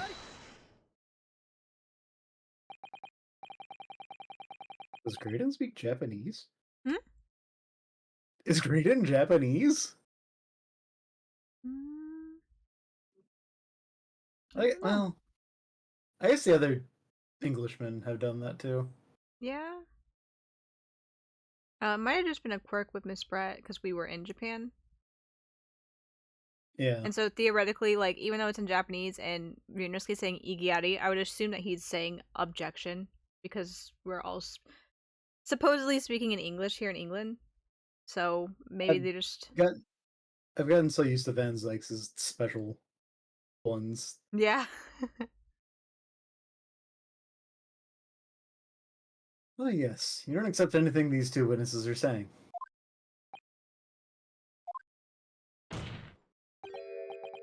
Tell me, why is it that it was only at the mention of the name Milverton that you decided to interject? Because well... It wasn't the happiest of homes that one came from.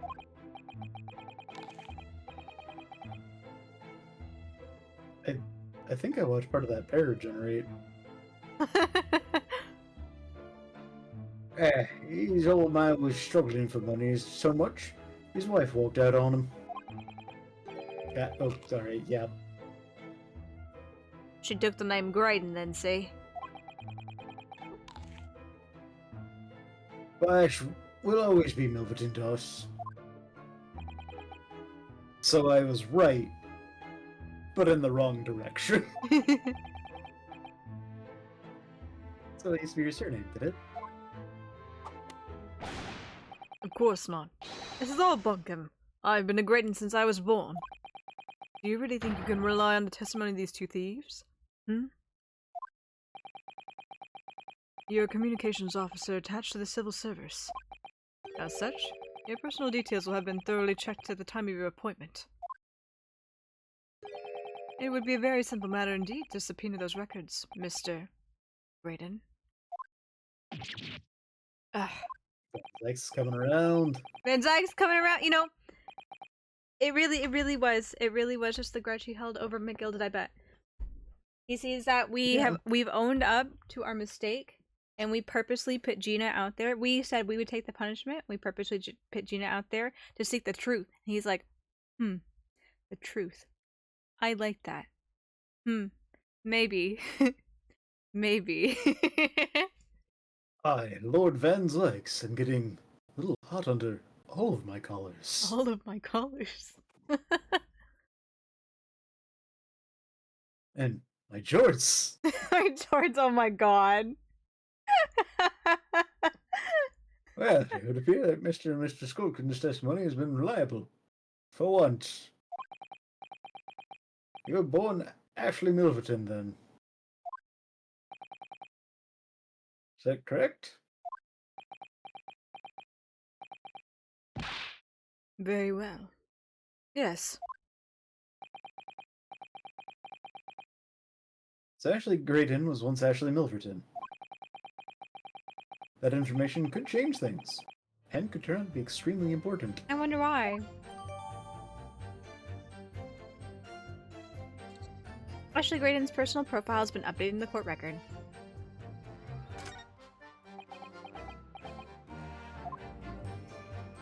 Do we know what we do with this information? I was actually right about two things, but off by like a little bit. In the right direction. Because I also was like, what if he's fucking Willy Wonka's kid? Right? Yeah. Gilded. The W is throwing me off. The W from the knife, because it's the fucking Willy Wonka W. Yep. If he's McGilded's kid, no, he's the other guy's kid, maybe? And then me trying to find out if Mason's last name is Graydon, but in fact it's in Milverton, yeah. Yep, in the right direction, just a small detail off. The concept was there, though. Yeah. All of a sudden, we seem to be up to our necks in a serious matter of national security. Although, all this talk about interception of secret government messages is still just conjecture at this stage. It would explain a number of things, though, wouldn't it? The negotiation Jenny overheard in the omnibus 2 months ago, and the break-in at Winterbanks. But the trouble is, it wasn't Mr. Graydon in the omnibus with Mr. McGilded. Oh, that was Mr. Mason, the brickmaker who was so horribly murdered. If only there was some link between the two men somehow. I know, but Mr. Graydon's testimony seems to be as watertight as ever. I wonder what we'll do, Bruno. I wonder if the key to us making headway with cross-examination here could be those two brothers. And magical fruit.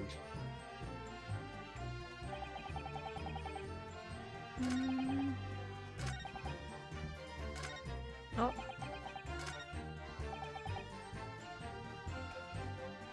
So do we present his profile now?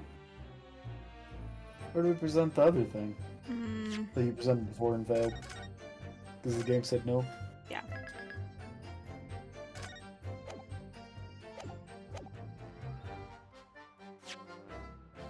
Swap button.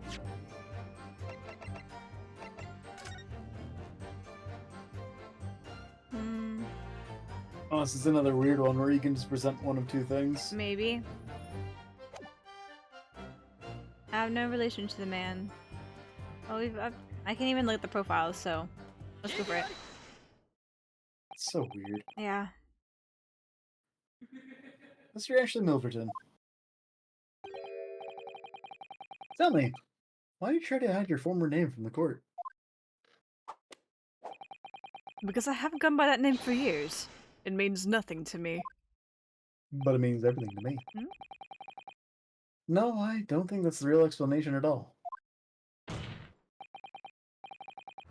Truth is, you had reason to hide that name.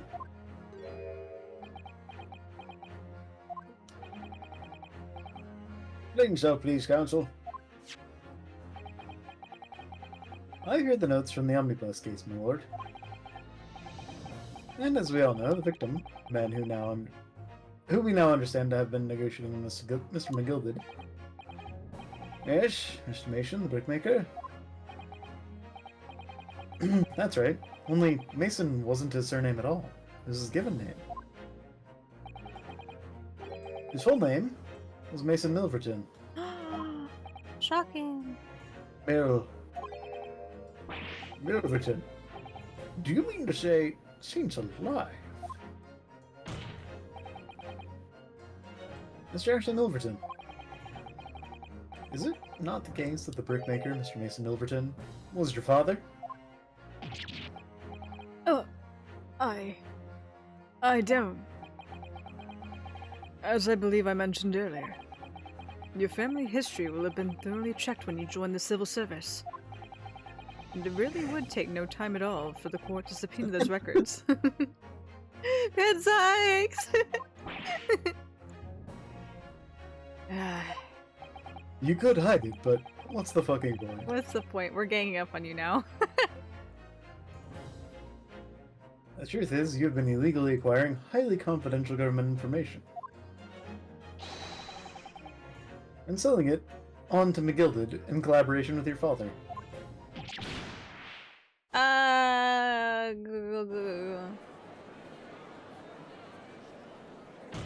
Benedict.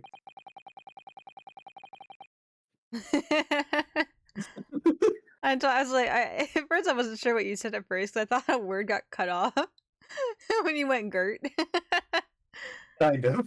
And I was like, what is that? I had to process that for a second. It was intentionally cut off. It was intentionally That was cut the off. problem. The new facts and evidence unveiled by the cross-examination of this witness all come together to reveal the truth. The truth, you say? That you collaborated with your father, Mr. Mason Milverton, in the legal dealings with Magnus McGilded.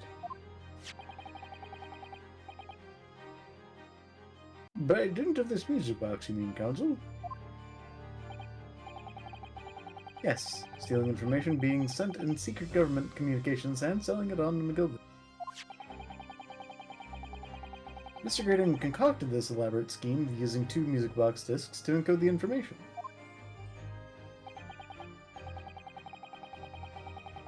As presumably a safety measure against the information falling into the wrong hands. Very effective one. I shouldn't have given the scheme any credence whatsoever. But the deal with McGilded went sour, and the brickmaker met his end.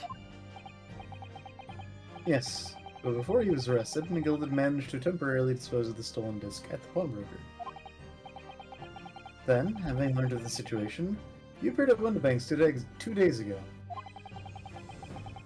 In an attempt to recover the 2 articles McGilded had placed in pawn there.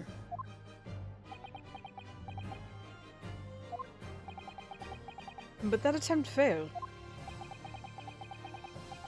One of the discs was seized by the police, and the other, you never found. I'm so glad we're doing this together. So that same night,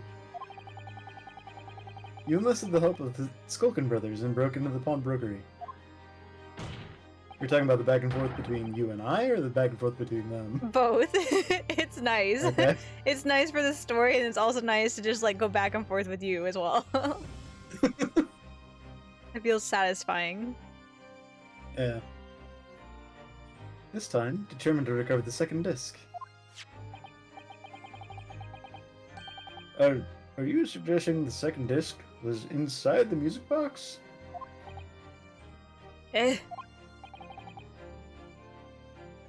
We never knew nothing about that.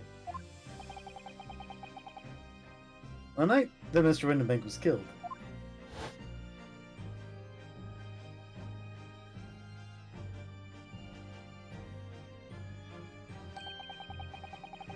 the intruder to the pawnbrokery touched one item, and one item alone. The music box. And also that stack of stuff on the desk, and also the broken lamp. Rather ingeniously demonstrated using the two prints from the security indeed. So, the question that naturally begs answering is this. Why is only that one article disturbed? The answer is obvious, because it contained the second disc, which the intruder was desperate to retrieve. Since, if it were to fall into the hands of the police, it would be proof of high treason.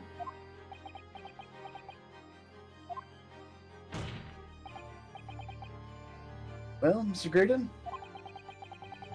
do you deny that all of this actually began on the fateful night 2 months ago?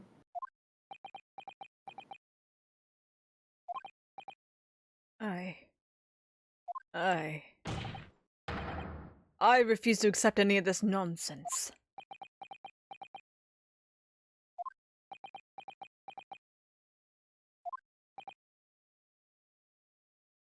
Sir?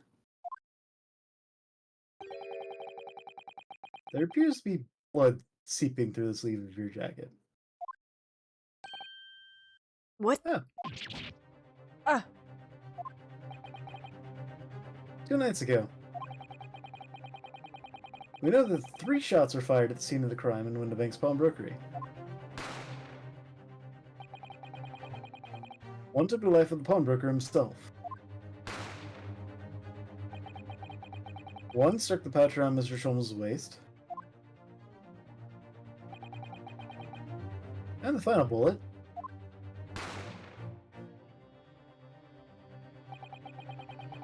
struck the calendar on the wall of the shop, having first pierced the arm of one of the intruders.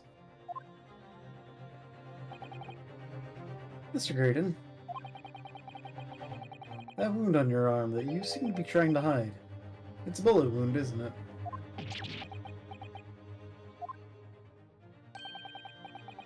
He's got you now, Mill China. Time to call it quits in Croak, I reckon.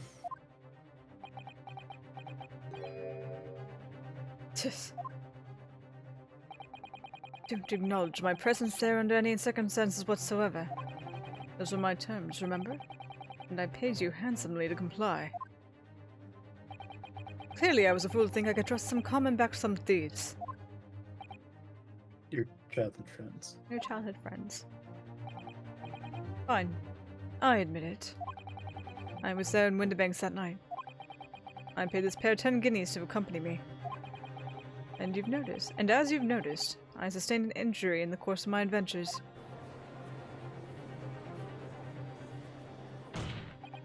But that is all!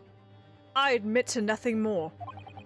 Stealing government secrets, and negotiating with Mr. McGilded. As God is my witness, I'm sure I recall nothing of the sort. He's not going to go down without a fight. Not until I can show hard evidence, I suppose. Nevertheless, the defense has now established a crucial fact. Which is? Well, we know that one bullet was fired from each of the 2 firearms we have in evidence. The bullet from the Skulkin brothers' gun hit the pouch around Mr. Sholmes' waist. And the bullet from Mr. Windibank's gun clearly must have been the one that caught Mr. Graydon on the arm. Indeed it must. We can rule out the possibility that the man shot himself.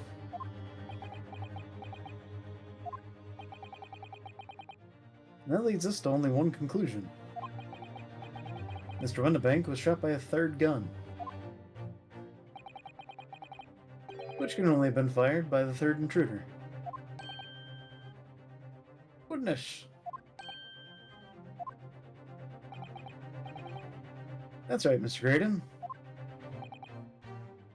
Grrr. The only person who could possibly have shot Mr. Windibank that night is you.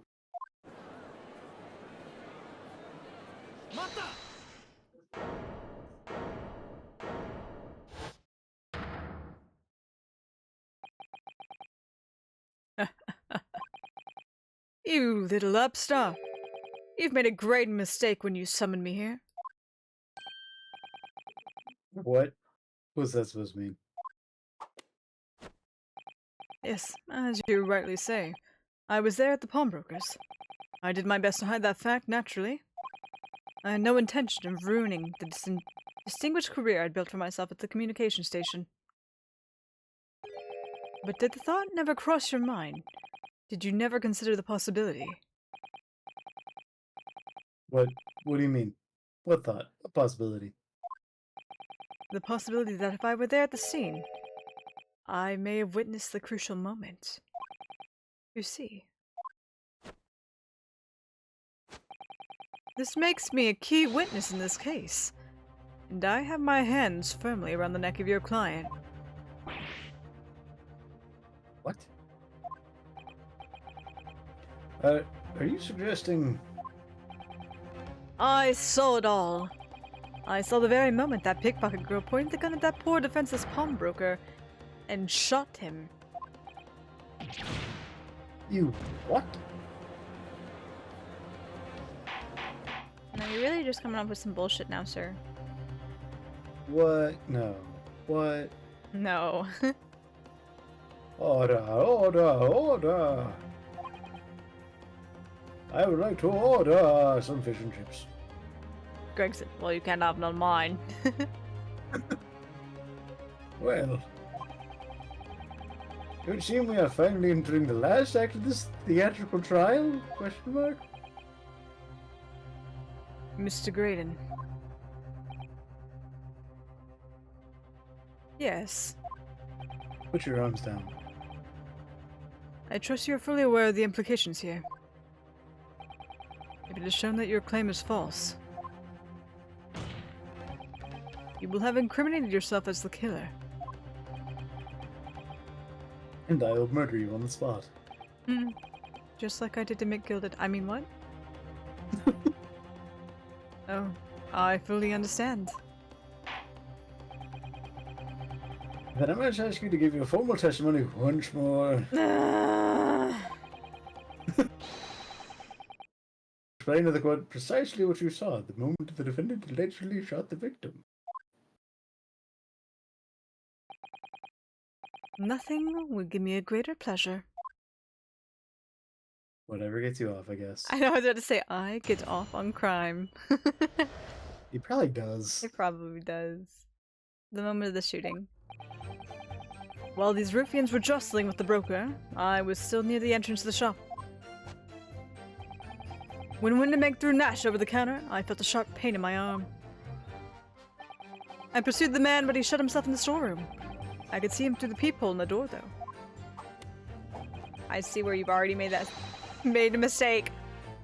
The accused, in a black coat, shot the man in the back as he was trying to flee to safety. I saw the blood splatter all over the wretched girl. Then she tossed the gun out of the peephole, so I picked it up and made my escape. Wait. What? What? We don't have a photo of her, do we? No, we just have a photo of Winderbank in the back room.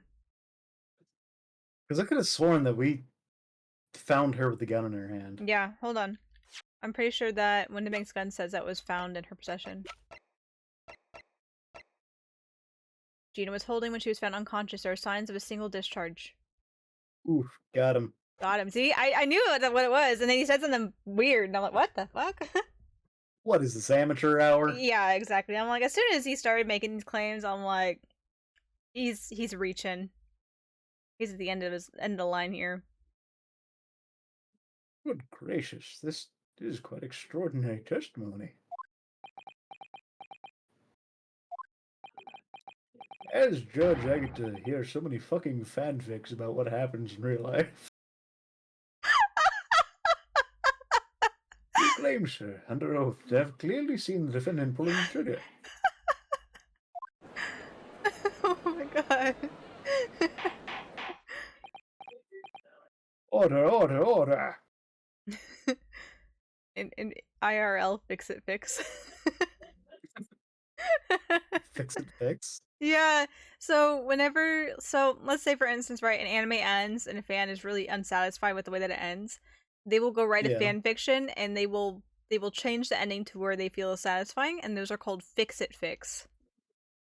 Huh. So whenever they don't like something something that happened canonically, they will go change it in a fanfic, and that is known as a fix it fix.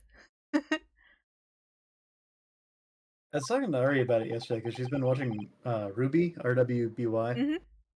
and apparently Rooster Teeth is going under. Yeah, they've been going under up for in a the couple air years. in terms of whether or not that show will ever actually end. Yeah. And I was like, at this point, it's been going for so fucking long. It'd be really hard to end it on a satisfying note. It would, yeah. So anime ends up running into one of two issues in terms of that. Either A, you only get a season or two, and they never get renewed long enough to actually finish it, or B, it goes so long that unless you're like Full Metal FMA Brotherhood, yeah, you're not gonna pull it off.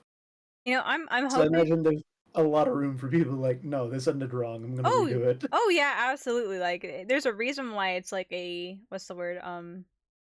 It's a term that I did not come up with. It is a term that is used within fandom. Like, Yeah, it is a tag people put on their fix it fix. Like, but yeah, I'm sure there's so many different series that hit one of those two problems that you mentioned. That there's so many things out there that people will write about just because they're like, ugh, this sucked. Or, you know, like the animes that go on forever and are just full of filler, they're like, let me condense this to make this better. Like, that's the nice thing about watching old anime like Cowboy Bebop. mm. You know that it made it to the end. You can watch it and feel satisfied. Yeah. I'm really hoping that's what they do with Bungo. But I'm not quite too sure. Season 5, I've heard some things about. Not necessarily bad things, but just like plot lines. I'm like, wait, that's not supposed to happen. That's not supposed to happen yet. That seems way too quick. So I'm concerned. But at the very least, the Bungo manga seems to be near the end.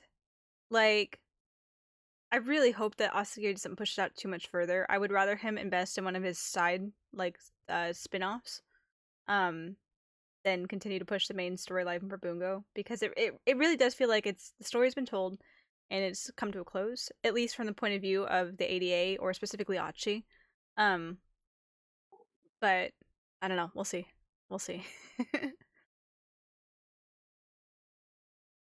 It wasn't my intention to testify in this way. But neither is it my intention to be found guilty of a murder I didn't commit. So you see, my hand has been forced. I tell the truth now, as an act of self-preservation.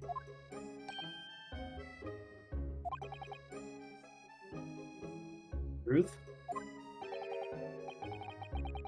Until now, the prosecution was completely unaware of these details. Yes, well, I'm sorry about that. Gregson! Hold on. I'm gonna shout out Gregson here in a minute. We're hitting the top of the hour, so before we get too deep in this again, let's go ahead and take our ad break and see what other bullshit this man has to spout and why Gregson's adding to it as well. Shaking my head. We'll be right back, guys.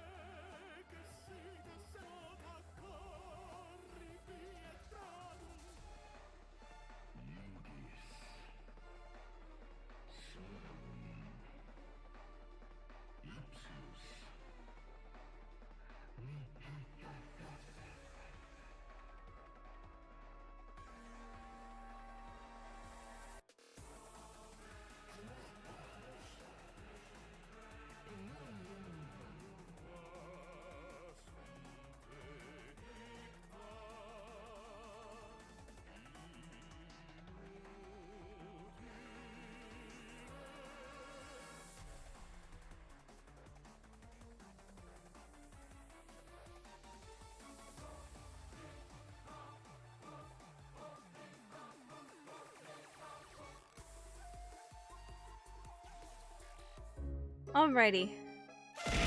Thanks for the celebrate, so. Thanks for the celebrate is my last part. And see the train's veg. It looks like there's still stream delay though, which sucks. But it is what it is. It is what it is. Oh, maybe not. I refreshed and it brought me here, so maybe not. I don't know. We shall see. Okay. Let's see how much further this goes in. We'll probably be wrapping it up fairly soon unless I see that we're ending the trial real shortly here. Just because it's after midnight. It's late. At midnight. Something evil's lurking in the dark. Is that the line? I really couldn't remember the rest of it. I really couldn't remember the rest of it.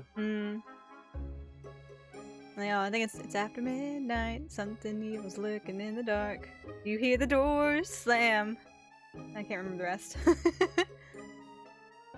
Right. It did not take 3 minutes for me to see the throw on stream, so Ah, nice! we're doing better. Nice! We're doing better. Oh, we're green OBS finally. Of course, at the end of stream, it said, "Oh, we're ending soon." It's like, ah, we can behave now. Of course. Having shot me in the arm, the pawnbroker was then shot in the back by the accused. Hi. And as I said, she was showered in his blood. Oh, we're gonna use that, aren't we? We're gonna use it, aren't we? We have it? No, we don't. Where's the coat? Oh, she turned bright pink, right? Or is it purple? Oh, she turned a bright color that wasn't blue. Yeah, she turned purple because it was Fried Rice Mason's blood. That's right. That's I think how we figured out it was his blood. Yeah, I think so. You say the blood splattered over the accused's coat. Are you sure on that point? Oh yes, quite sure. All over the black coat that pickpocket girl was wearing at the time. Why didn't it get on her face? Or her hair? Or the rest of her clothes? Really? Her coat could somehow be shown to harbor vestiges of blood. That would be conclusive evidence here.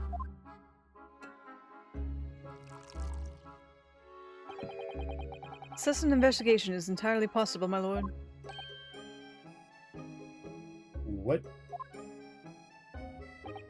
Only very recently. A German scientist developed a technique to identify human blood. So here's the true science. Not some amateurish detective dubious foray into the world of chemistry. Van Zykes, you were on our side a minute ago. Chillax. There's nothing dubious about Harley's work. His ideas are all sound. I don't know if I would say that, Iris. Ideas are no use to us here. In science, as in law, theories must be proven before they stand. In Germany, the technique has already been employed in the courtroom as the basis of evidence. Scotland Yard has a small quantity of the chemical reagent used. With your lordship's permission, we could shatter all vestiges of doubt within minutes.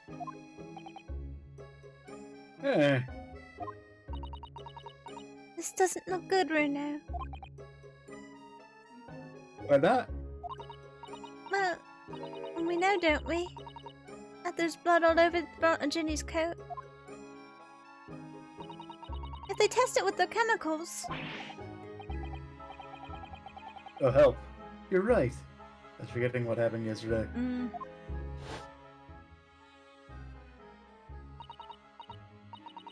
Don't move, Ginny! I'm going to shoot.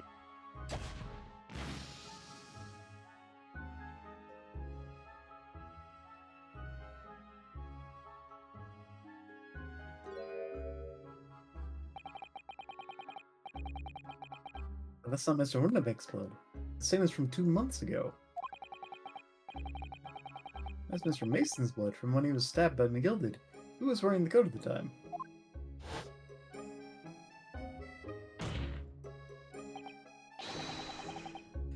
My lord, the defense objects to the test proposed by the prosecution.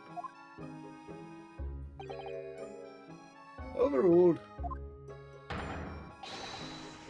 Old man's sakes, make it so at once.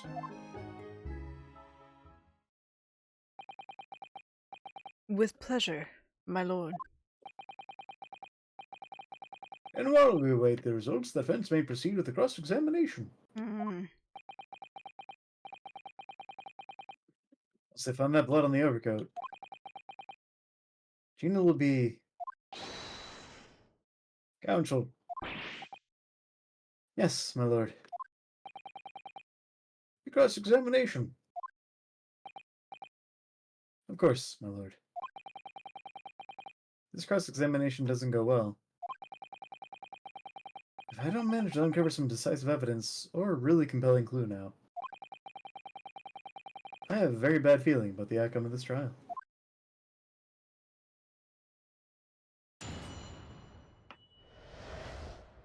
The moment of the shooting. While these ruffians were jostling with the broker, I was still near the entrance of the shop. When Windabank threw Nash over the counter, I felt a sharp pain in my arm. I pursued the man, but he shut himself in the storeroom. I could see him through the peephole in the door, though. The accused in the black coat shot the man in the back as he was trying to flee to safety. The blood splattered all over that wretched girl. Then she tossed the gun out the peephole, so I picked it up and made my escape. Why did she do that? Yeah.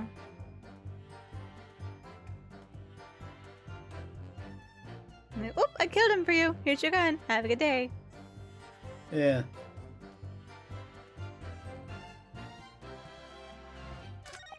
I'm gonna press these first, just to see if there's any additional information. I feel like we'd probably be presenting Windabank's gun that was in her possession, potentially on that last one, but... This Windabank emerged from the storeroom, I believe. Ringo and Nash were scouring the counter when he suddenly appeared and flew at them. He already had the revolver in his hand. Fortunately, I wasn't too close. I've never been so scared in my life. Yeah, we're just your regular mild-mannered burglars, that's all. We don't like violence. Says the pair carry a gun. It's for self-defense, you see. They didn't carry out or pull out their Lucy lockets out of their pockets, though. They didn't. What do you mean when you say you were near the entrance to the shop? I was in the doorway, running my eyes over the shelves for forfeited items. Looking for the music box, of course. The broker went for Nash in the first place. Then Ringo joined in, making it 2 against 1. So I assumed they could handle the situation. But I was wrong. I was trying to help me little bruv, but the old geezer trucked me over the bloomin' counter.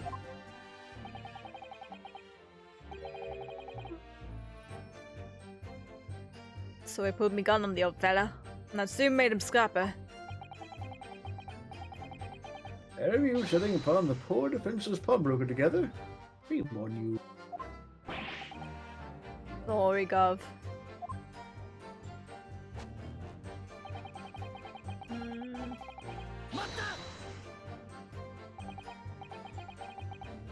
You mean that's the moment you were shot? Yes. Though I didn't immediately realize what had happened, of course. Things crashed to the floor from the counter as the 3 men were brawling. It was exactly that moment that had happened, so I didn't hear the gunshot. How could you not hear a gunshot even if, like, books and stuff fell to the floor? Yeah. And the bullet went on to strike the calendar on the wall behind you. So it would appear. When I looked at my arm, I saw it was bleeding badly, so I wrapped my handkerchief around it. Seeing as I couldn't explain what had happened to a doctor, I had no choice but to make it wait for it to heal.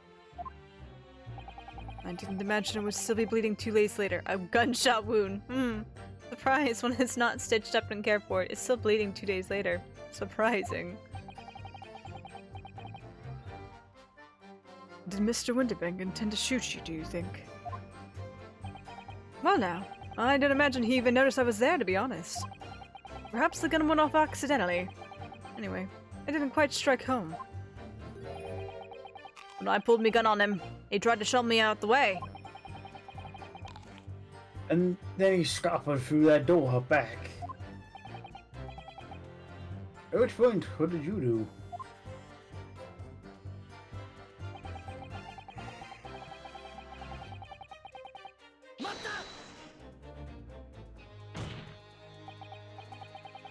You mean you chased after him? I don't recall the reason why, but I ran after him to the back of the shop.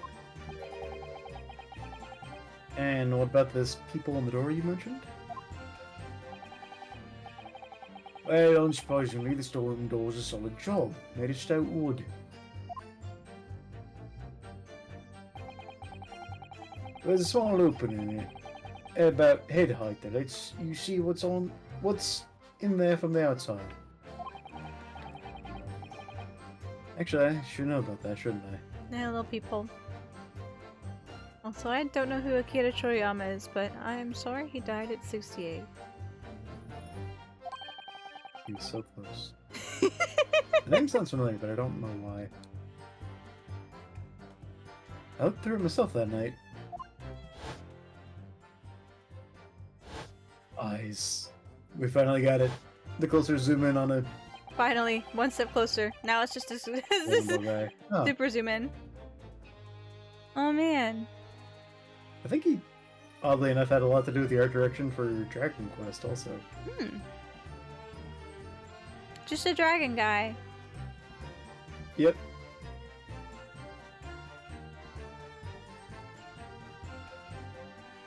And what about your burgling brothers? Did you see what went through this peephole as well? Went on through this peephole as well? Not likely, Gav. It didn't see nothing of the sort, Gov. I doubt these two buffoons were even aware of the people's existence. The Skulkin brothers were there, but they don't see the killing of Mr. Winterbank take place.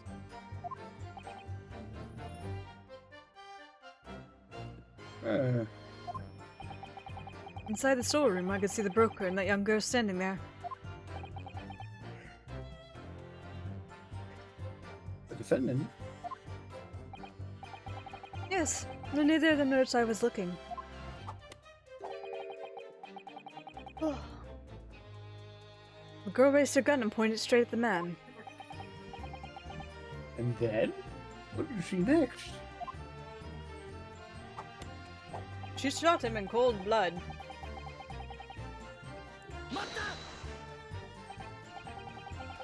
Yes, when the crime was discovered, the defendant was found with a gun in her hand. But that was Mr. Winterbank's gun, from which only a single bullet had been fired. And as we've already established, Mr. Graydon, a bullet was fired at you. But no.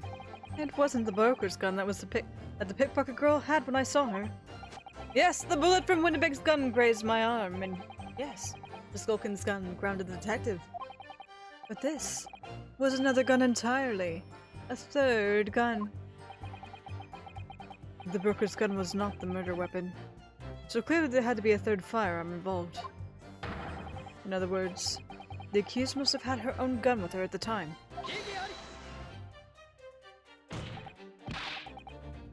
But no other gun was found at the scene. So I guess that's the direction we're going with this. Calm yourself, Counsel. Sorry? You must consider the events in order. At first I saw the broker and the girl glaring at each other, but then, all of a sudden, the broker turned to run. And it was at that moment that the little gutter rat shot him in the back. Thrilling image, I must say.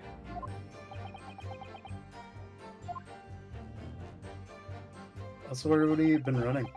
Into know. the storeroom. Right.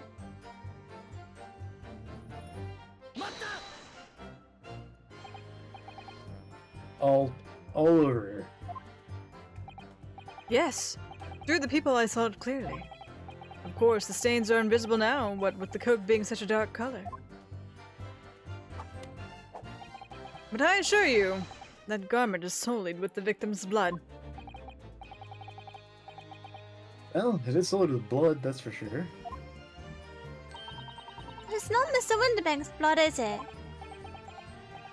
No, that's right. It's Mr. Mason Milverton's blood from when McGilded stabbed him 2 months ago.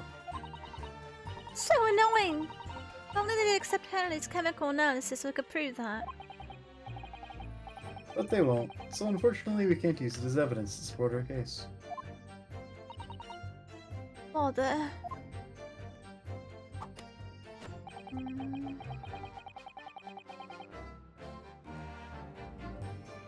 Why would you do this now? Did I hear you correctly? She threw the gun out of the room? That's right. As the broker fell to the floor, she started walking over. Over where exactly? In the direction of the storeroom door, to where I was watching. Of course, I quickly retreated. And then, the girl dropped the gun through the peephole into the floor on my side of the door. Why on earth would she do such a thing? I couldn't tell you. Perhaps she was hoping to distance herself from the murder weapon. Without thinking, I went and picked it up. I suppose I was worried about just leaving it there, in case any more tragedies took place. And Zyx is not particularly amused with that statement. So it was you, in fact, who took the third gun from the scene of the crime.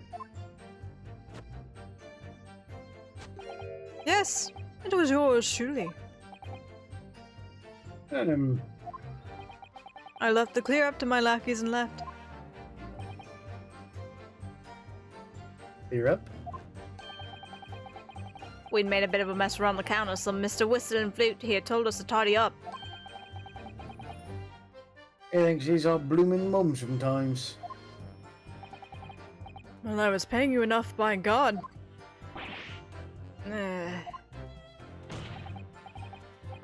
Tell me, Mr. Aiden, when you left the pawnbrokery that night, was this by any chance with a second disc in your jacket pocket?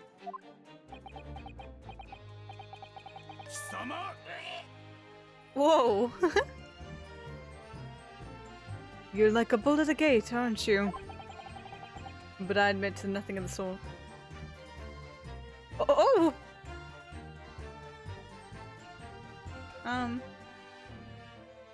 But what's going on here? Mr. Skulkin. Oh. Gentlemen.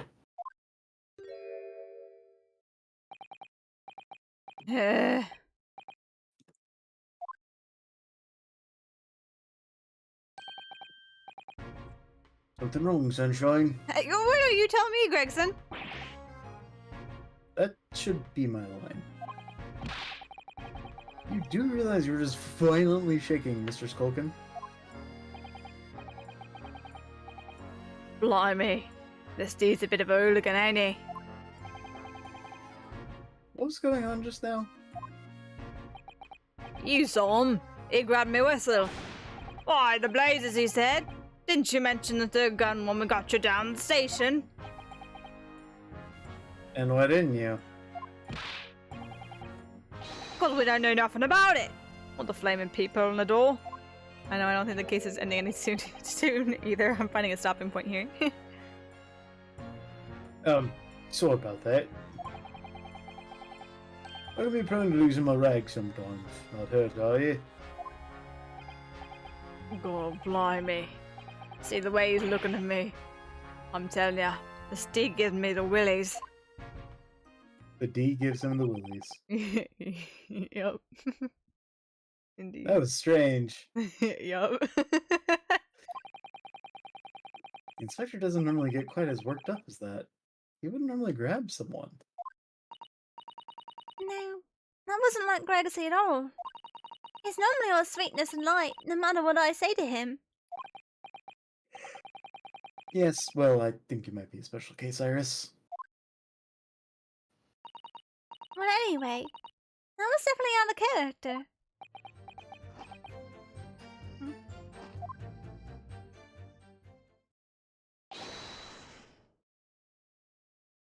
My lord. Right, your lordship's permission to interrupt the cross-examination. I think it's a good point to stop, because we're probably going to see that. Yeah.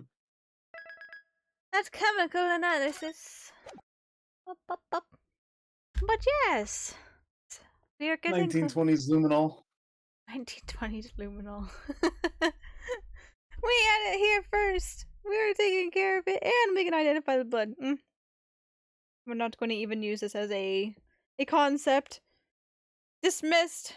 We're no longer going to see colors that somewhat match and can take it into consideration to match with other things of higher evidence. Dismissed. Fuck you too. But yeah, let's go ahead and wrap it up here. Let's see, is anyone online? There are people online. My thing is, if she got splattered with blood, then the stuff that she's currently wearing would also have have blood it. on it. Yeah. She got arrested. Yeah. She hasn't gone home. Nope. There was no chance to wash her clothes. Nope, she's been in prison. But yeah, it's...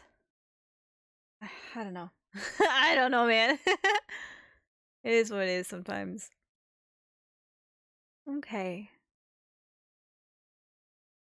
Let's see here.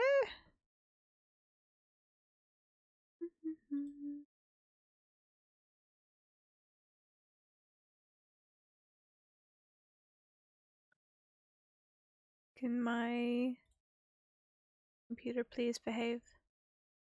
Thank you. Alrighty. Look on here, it looks like Havoc and Necro are on. It looks like they're playing Elden Ring together. So I think we'll go ahead and read out to Havoc here. Just put together. Alrighty, how do I end stream? I don't remember how to end stream. Today's Thursday. So our next stream is going to be on Saturday. I believe I have it set for 8 p.m. Eastern time.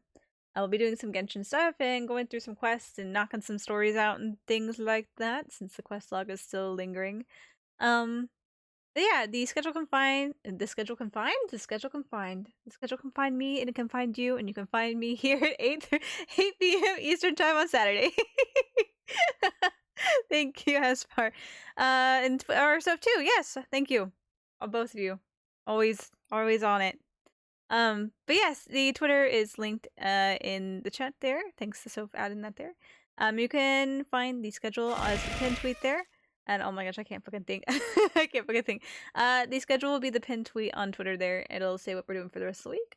And also if I have to change anything for stream and stuff, that's the best place to keep up with what's going on. So definitely go check that out. Other than that, I think that's pretty much it. I think so. I don't know. Scampled egg brain. Scampled egg brain. I woke up a bit, but scampled egg brain for sure. For sure. Oh my god. I just need to go. I just need to go. Yep. Thank you guys for coming to hang out tonight. This has been Michio, and I'll see you guys on Saturday. Oh right, we got a raid. Yep. Raid. 2 messages. Pick your poison. If you're subbed, you can use the second one. If you're not subbed, and just follower, you are welcome to use the first one there with the little characters. So if you will grab that, and we will go read out to Havoc. Yes, indeed, we'll read out to Havoc, who's playing with Necro. But yes, thank you everybody for coming to hang out. I hope you have a good night. Now we can leave for real. We can log off for real. So, see you guys next time. Bye, guys. Bye.